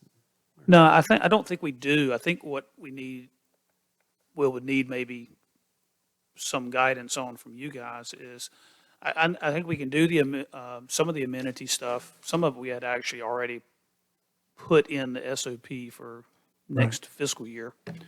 Then we can go ahead and get the landscape plans done, and we can probably begin to implement some of that based on funding, and have that done maybe by the time we're flipping into the next fiscal year, and then by that time we'd have budgeted for whatever other landscaping or other improvements we might want to do that we've talked about during the retreat. Unless there's something specific, y'all say, let's go ahead and move forward on right now, then, that would obviously be up to you guys, but. Well, we'll have a chance to look at this, give it some thought. The tree issue, the trees that should come out, that's something we need to, That's maintenance, on that's operating budget Yeah. stuff that we would be able to do. okay. Well, I think and the replanting of we'd want to come trees back along and probably in September and kind of talk through some of the key issues we could work forward from, just like you're describing, make sure that's on a plan. Yeah, well, I And think then we the- probably, in order to bring forth, it's going to take us a little bit of time to do the landscape Yeah. beds, the enhancements to those, the plans, the drawing, the detailed plans. But again, I think some of the other stuff, that you've already approved in a budget that are also incorporated into here that we can go ahead and move forward on, and at least get those started. Okay. And then we'll bring those detailed plans back after the beautification committee has had their Right. opportunity to review and make their edits or whatever, recommendations. Okay, we got at least 2 action steps there, trees and the landscape, and then we can think about how we want to work on these other issues in the longer term. Okay, any other questions for Rachel or Beth? Seeing none, thank you very much. Appreciate your being down here tonight. We look forward to our relationship with McAdam going forward. We have one other agenda item, I think, Jeff Madden, do we not? This issue of the turf. We take 3 minutes here, 3-minute break here. Yes, sir. 3 minutes. Thank you. And then Mark can come up and talk about turf. It's already numbered.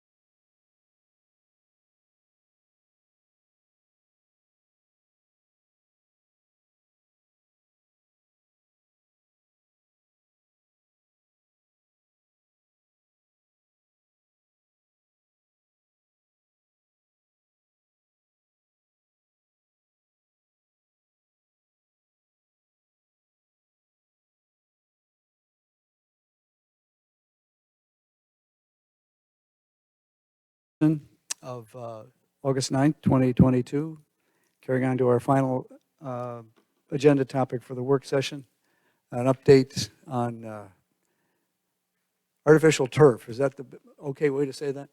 Go ahead. We'll take that, as long as you don't call it AstroTurf. Well, I think I just wanted to kind of go back to where we were the last time we talked about this, which was budget work session in May. And at that point, it was included in the budget for this year, knowing that we would come back and talk to you again about this project. We do have an initiative action plan in this year's budget for this project as well. So just kind of background, all of that is there. What I want to do is just talk to you a little bit about the proposal that we have before us for this project, and this is to retrofit Field 1 at Cannon Park with synthetic turf. We've looked at this project for a while now. We have gone through a cooperative purchasing agreement in terms of getting this pricing for this proposal. The company that this is through is Sourcewell. This is one of the cooperative purchasing agreements that the village is a partner in. Basically, this specific type of project, synthetic turf, for athletic fields, was bid out by Sourcewell. There were 21 different bidders, contractors that bid on this project, and Field Turf USA was the vendor that won that contract. How many bidders did you have? 21 bidders. 21 bidders, Yeah. thank you. And we have verified with Sourcewell that the pricing in the proposal in front of us tonight does adhere to their contract pricing and guidelines. So the pricing is in line with what that contract says it should be. Now, you may recall we have in this year's budget $1.237 million for this project. You can see from my memo that the total for this project would come to $1.362 million. So, and those price increases, obviously, when we first got this to put it in the budget, it came in December. So there's been price increases since then. Most of it, according to Patrick, who has been our main point of contact, that's fuel and material pricing that has gone up in that time. So what we want to do is come back to you tonight and see if council is still in favor of this project so that we can move forward. Our timeline would be, if we seek approval, we would finalize the contract. We would hope to begin design and permitting in September, start construction on the project late October, early November, once we finish our fall sports. And then this would be done in mid-February of '23 before our spring season starts. So that's the timing for this. That's how long it would take. And that's assuming that we don't run into any permitting issues. They've run into some things with another field over in Southern Pines where they're just having to do some stormwater things. We've already talked to Darren and Alex about this project. We don't anticipate having those permitting issues here. But we just need to get that process started to see where we stand.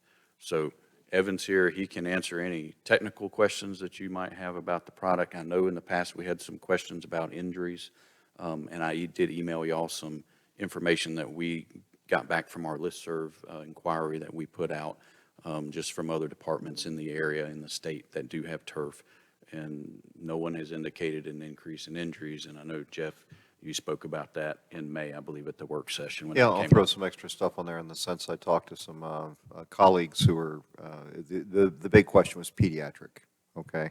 So I talked to pediatric orthopedic surgeons who are involved in sports medicine. They said there's no evidence of any increase in there. The non-pediatric, when you start looking at the adults, basically, let's just say high school and above, how they're doing, University of Pennsylvania has got a lot of stuff that's out there, and Pittsburgh does too. There is no increase in injuries. And the bottom line, as I mentioned to you before, if you're, let's just say in a pro athlete forum, if you're spending, pick your number, I'll say $1 million per athlete per year, there is no way you're going to allow them to play on AstroTurf if there's increased injury rates. Excuse me, synthetic. You have to repeat that last, repeat the last couple sentences. If you're a professional, if you own a professional team, okay, and you're spending, I'm just choosing a number, let's just say it costs $1 million per athlete to put them on the field. There is no way you would allow them to play on synthetic turf if the incidence of injuries was significantly greater. Your investment's too much. You'd always have them play on regular grass with that. So there's no increased evidence that I know of, and I follow the stuff somewhat in there. I mean, I have done sports orthopedics, and it's part of the literature I'm involved in. So I do not think there's any increased injuries for us. Okay. Mark, you gave us some information, I think in an email this afternoon. Yes, sir. It was comments from other users, I think. I had a brief chance to look at it. It was not specific to Field Turf's product, but No. it was departments that have synthetic fields. And Right. we asked them, how are they working out for them? Did they have any injuries? and every one of them had a favorable response toward the synthetic fields. Some of them have lasted for 12 years. They're just now getting ready to replace those fields with synthetic. I believe it was Fairfax, Virginia was one response we got. They have 85 synthetic soccer fields. Yeah. And they're building 6 baseball now. And I think their response was if money was not an issue, everything we had would be synthetic. So we got favorable results from that listserv inquiry. And I can tell you from my perspective, I'm comfortable that this is not going to increase incidence of injuries. Isn't part of the equation here too, not just the injuries, but, which seem to be low, but the age of the folks playing on them. We're talking about up to high school. We're talking primarily middle school and below, with the So, exception of our adult Smaller softball. kids playing games, I mean, people are going to get hurt certain times, but these are not, we're not, to take Jeff's idea here, we're not talking about, a cornerback in the NFL trying to deadhead the wide receiver or something like that. But, so anyway, but the point is that younger players, am I talking right, Evan, right? Yes, sir. The injury rate must be lower, it must be something, but it must be pretty low, I guess. Yes, and that's what, I can send you over some documentation. We had third-party outfit do some testing for us, and it's got high school, college, and above college sports, and the reduction of injuries and concussions is substantial. Because, of course, what you guys they call it a GMAX test. So we'll have to meet a specified, it's basically, we drop a weighted ball, and it has a shock absorber, almost like the NFL helmets now. And it's going to tell us if that infield is safe for kids. And high school has their own standard regulations, but we try to meet North Carolina or United States high school GMAX test. Okay. So once we finish the test, we'll be performed for concussion protocol. Okay, all right. And the issue here really is that it's more costly than we thought it was going to be. But what about the issue of where it's going to go? Which field is going to have this now? And are we all agreement that that's the one we want to do? And it's the replacement for where the school was. It was our playing field before. It is not No. there. This is at Cannon Park. At Cannon Park, This is the large field where we have baseball, softball, flag football. So it would be, that field would be the one that we're proposing Well, first. which field then? Because you're talking about, Field 1, it's the large field right by Woods Road. well, that's the baseball field, Correct. That's what this is. which This is- outfield becomes a soccer Outfield, practice. outfield becomes flag football. You could do soccer, lacrosse there, but it is a baseball field that is large enough. The turf area is large enough to incorporate our flag football fields. We do a left field and a right field layout for flag football. Okay, so all of that field is going to become turf, Correct. right? Right over to the picnic area alongside the community center. Not quite all the way there. Okay. There would be an area outside of that. We're proposing a fence as well as part of this, so that we can put a perimeter in at the edge of the turf. And the areas outside of that are what we consider our multi-purpose field right now, where we do some soccer and lacrosse. All of that's going to be moved here to Wicker now that the turf is installed and that field is ready to go, and we've added those lights. All right, so the whole of the outfield, which goes down to the parking lot Close almost, to it. and along the Woods Road, right up to the fence, that whole area, how will you handle the infield for baseball? That'll remain dirt? No, we're proposing to keep that or change that to synthetic. Okay, the whole thing. Yes, sir. And the mounds are going to be temporary? Or There'll be, I believe we put in for portable mounds. I saw something about portable mounds. Yeah, and I assumed portable it- mounds so that they can come and go. And it's a Velcro, I believe. That's correct. Yeah. Okay, So they Portable can be- mounds are what they're using today out there Correct. because different age groups pitch from different distances. Yes. And so it makes it very easy to good point. This actually enhances that because you can set the mound where it needs to be. mount wherever you need to based on the And this includes all of the lines for baseball. Our baseball, softball lines, our flag football lines would be out there as well. So that's included in this price. Going to be busy. Yes, sir. lined.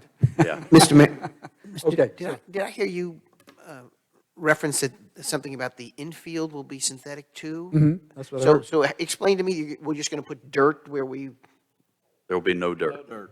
no dirt at all. But no sliding? It'll be- Some of the fields would have a It'll sliding be place, colored but so for it baseball. looks like it's dirt, but it will be the synthetic material. okay. Yeah, you'll still have the green outfield and, yeah. It won't just be a soccer field, no, sir. Okay, I'm fine with that. And the other thing just to keep in mind with this is the additional hours of play that we'll be able to pick up from this.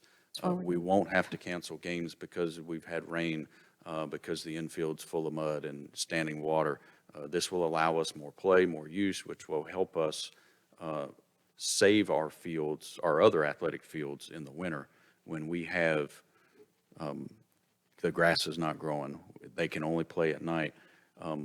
We're going to be able to use this field. We're going to be able to shift those travel soccer or lacrosse training sessions and practices in the winter, so it's not going to tear up the grass on the soccer field over here to do that. So we're going to look at how we schedule this as well, but we're going to get some increased use out of this as well. And we're also proposing to raise our field rental rates to account for the turf, which will generate some additional revenue as well. How much do we receive generally from rental rates? Revenue rates right now, I do have that.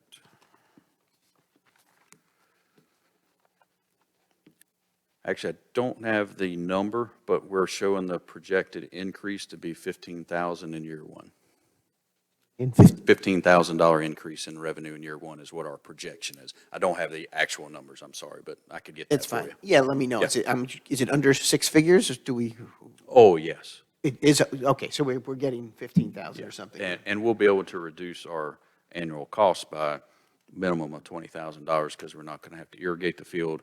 We're not going to have staff out there. You're not going to fertilize, apply pre-emergent. So our maintenance costs Maintenance costs are compared to going to go turf is down. going to be Do a much break lower. even. Didn't we do a break even on this?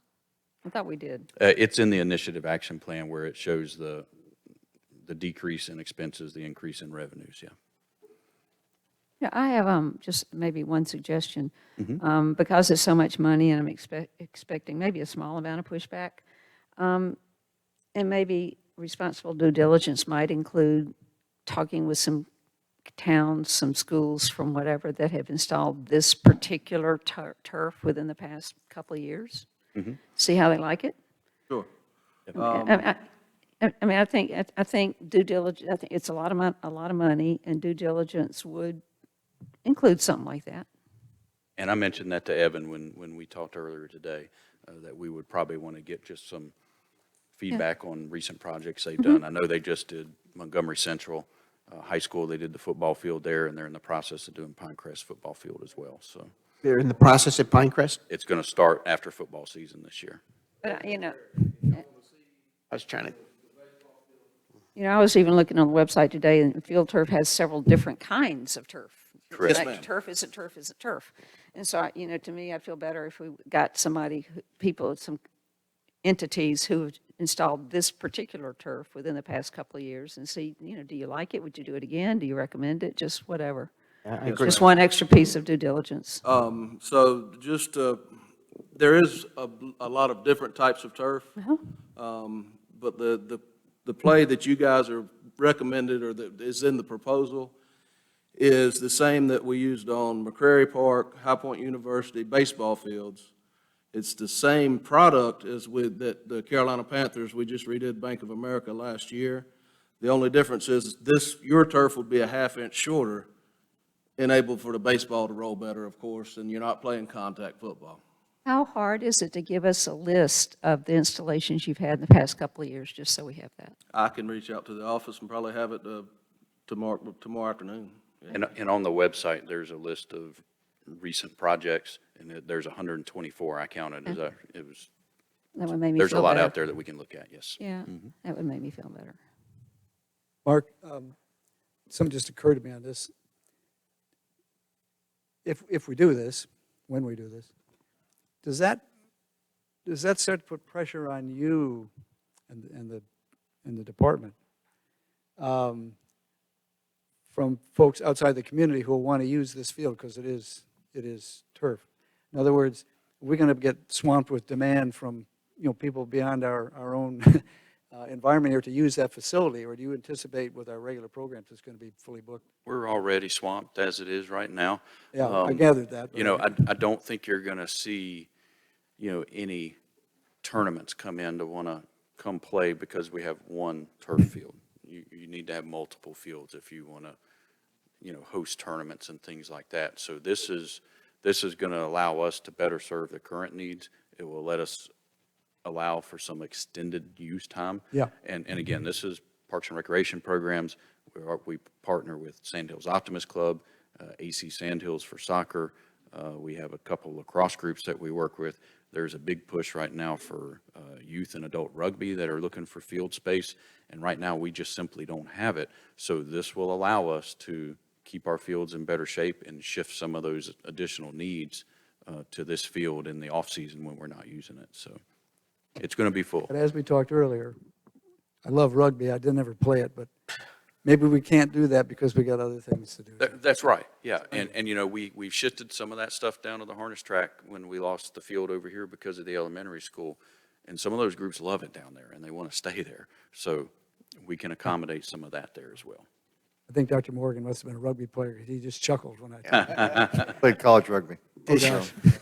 That's my souvenir right above the eye. So what we need to do here is decide whether we want to allocate this additional money. That's what this is all about. Correct. And Okay. Brooke and I talked about this before she left, and, it's $138,000 that we need. The reality is, I think that's already in the budget. We have $400,000 for sidewalks this coming year in new money in fiscal year '23. We just rolled forward $245,000 for the project that's not going to start until January. The chance of spending that $400,000, and I'm sorry, I'm speaking for Doug or Jeff's money, but He's here. yeah, I know. So, we're likely not going to spend $645,000 on sidewalks in this fiscal year.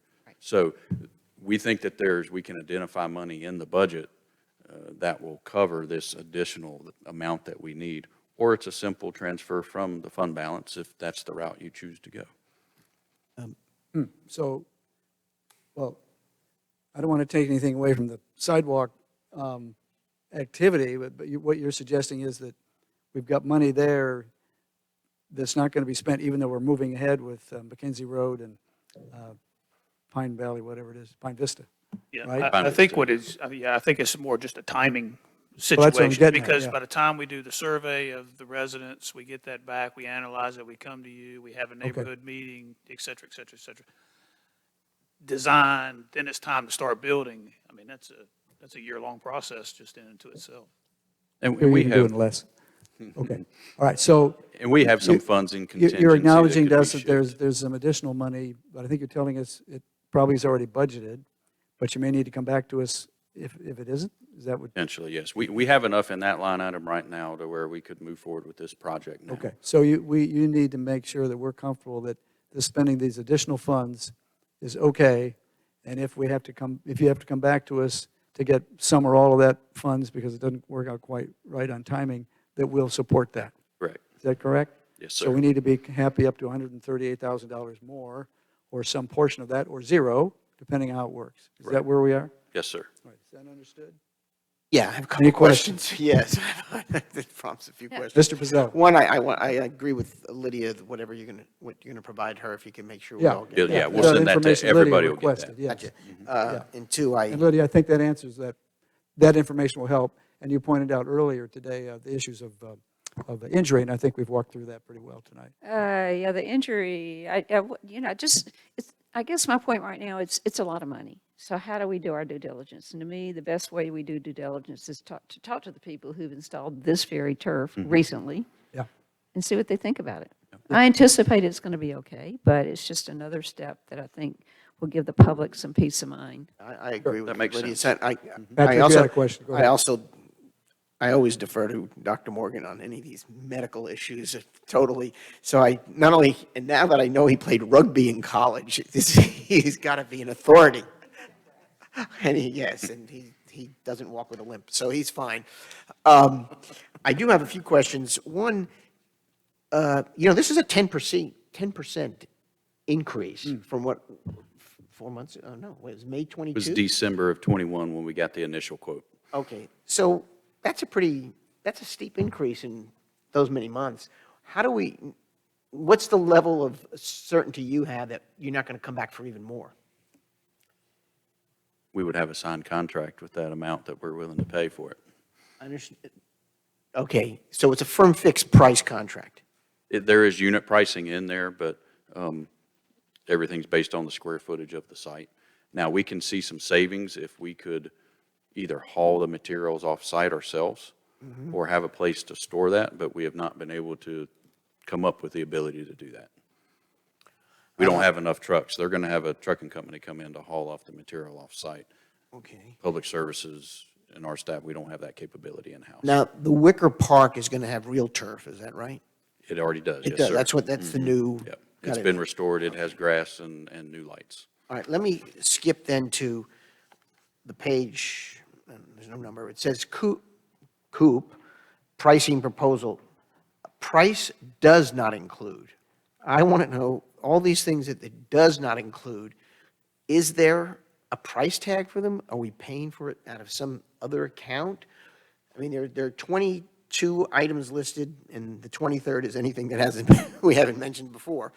And I don't know, because this is not an area I have any expertise in, whether or not there's a cost for boring for utilities or electrical work or rock evacuation, all these things. Sounds like they cost money.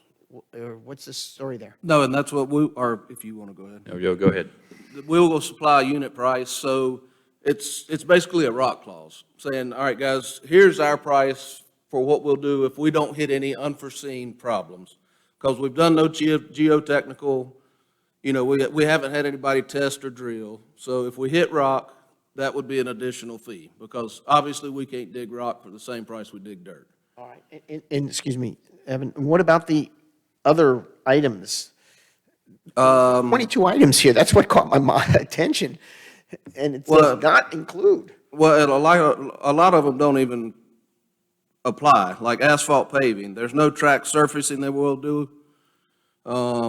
Permitting fees and There's no inspection fees because it's a fees. village project. They Yep. don't have to pay permit fees. We won't supply prevailing wage or union labor.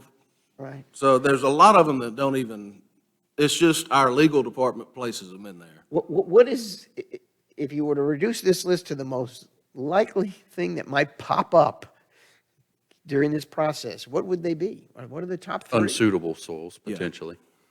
Which one, number? Unsuitable soils, E, E. in case there's something under there that we're not aware of, but that's not something that we would anticipate. Well, that's the only one, or is there another couple ones? I guess we're not in the manhole. Utilities are already on site. All that stuff has already been installed for the lights, so we're not going to have to relocate any of that. Stormwater management, we've discussed that several times tonight. Is there anything that we have to lie awake about? That's the things that we've talked to Darren and Alex about, since the turf itself is not impervious. There is drains underneath this. Is that correct? That's correct. So we don't anticipate running into any stormwater runoff issues on site. Help me remember, unless otherwise specified, the price does not include any GMAX testing. Didn't you mention that a minute ago? Yes, and I think it's listed, It's already built into the budget. that's correct, yes, sir. But those are good questions for the due diligence calls. Did you run into any problems I'm talking to us. Oh, okay. Any unanticipated problems when you were installing this, Mark? I'm sorry. No. Oh, yeah, did the other places run into anything? Yeah. Understood. Yeah. Did they run into anything on this list that made the cost go up? I mean, I like the concept. I think it's safe. We've moved 10% in several months, and there's a few open questions. So I don't know. I'm trying to get real comfortable here because I like the idea. I think it's, but that price does not include list is really what I spent my time. Well, 10% is a lot. That's Yeah, in a few months' time. But we're looking at inflation at 9.5 across the board. I mean, and a ton of our stuff, it includes petroleum, all the pipe, all the drainage pipe, the stone coming in, the dirt going out is diesel fuel. That's why you wonder a little about the future. I don't. Yeah. I mean, Well, unless you inflation's said- ending soon. We have no contingency clause for price increases, so when the contract's accepted, it's on us to eat the overburden. So, And some of these items too, This contract says that the price is good for 90 days from May 27th, I think. yes, but he's spoken with Patrick, and we're gonna, That's So August 27 is our, end of August. yeah, but we've confirmed pricing with them recently. And I had asked Patrick, who's the sales rep, some of those questions on these, price not included. So I do have an email from him that I can send to you as well that addresses some of these as well, so. That'd be good. Thank and you. just so, Patrick is our sales guy, and then I'm the construction manager for North and South Carolina, so just so there's no confusion that we're not on the same team, Patrick's usually up front. Once the project starts, I take over and do the construction management throughout, your punch list and getting final approval. Did I hear you say earlier Pinecrest High has this? They're planning to do this, a football field after the football season this fall. Okay. Is there anybody else in Moore County that has it? No, Montgomery Central, we just did them the first of the year. So we will be the first in Moore County with a synthetic turf field. Correct, especially in terms of public recreation, yes. And definitely in the form of baseball. Thing over at the athletic, NAV, private, yeah, thank you. I don't think they have synthetic over there that I'm aware of. And I think theirs are primarily rectangular fields too. Wasn't the high school considering it? Pinecrest is doing it after football season. After football Oh, season. are they, and they're doing this turf? yeah. Yes. Okay, okay. Well, it might be it's a It's football-specific gonna be- turf. but Yes, yeah. ma'am. And we want to make sure that we don't miss scheduling so that we can be ready for next spring. If we're a month off, we can probably make that work. If we get more than that, then we lose our main field for spring baseball. Yeah. And that becomes an issue for us and the Optimist Club. That would not be good. Would not be good. Yeah, all right. We're comfortable, I think, with the concept here of the funds being expended. We may come back to help with that, and there's some couple of contingency items that have been asked for that will be forthcoming. We'll do the due diligence, we'll answer those questions, and in case we're worried about price in 90 days, we can get an updated one of these to bring Okay, forward for approval as part of our normal process, so. council okay? All right. Is there any other business? Mark, thank you very much. Evan, thank you.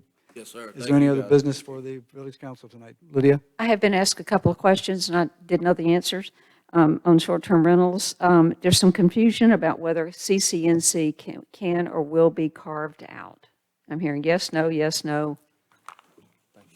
I think, We haven't seen final documentation and yet, so there's no yes and no, no. certainly, It's an issue that's being, that Yeah. we will see and discuss. certainly the intention in the documents that I drafted is to make sure that both gated communities remain in control of their own destiny. Okay. And the last one, planning and zoning, the public hearing, is there a time limit on how those who want to speak, how long they're allowed to speak? In public comment, we give them 3 minutes. Somebody says in a public hearing, there is no time limit, but I said I would I ask. hope, Usually is not a Okay. time limit. And I would anticipate there'd be a number of speakers, but Kelly is Kelly giving has me a- this hand signal like there is.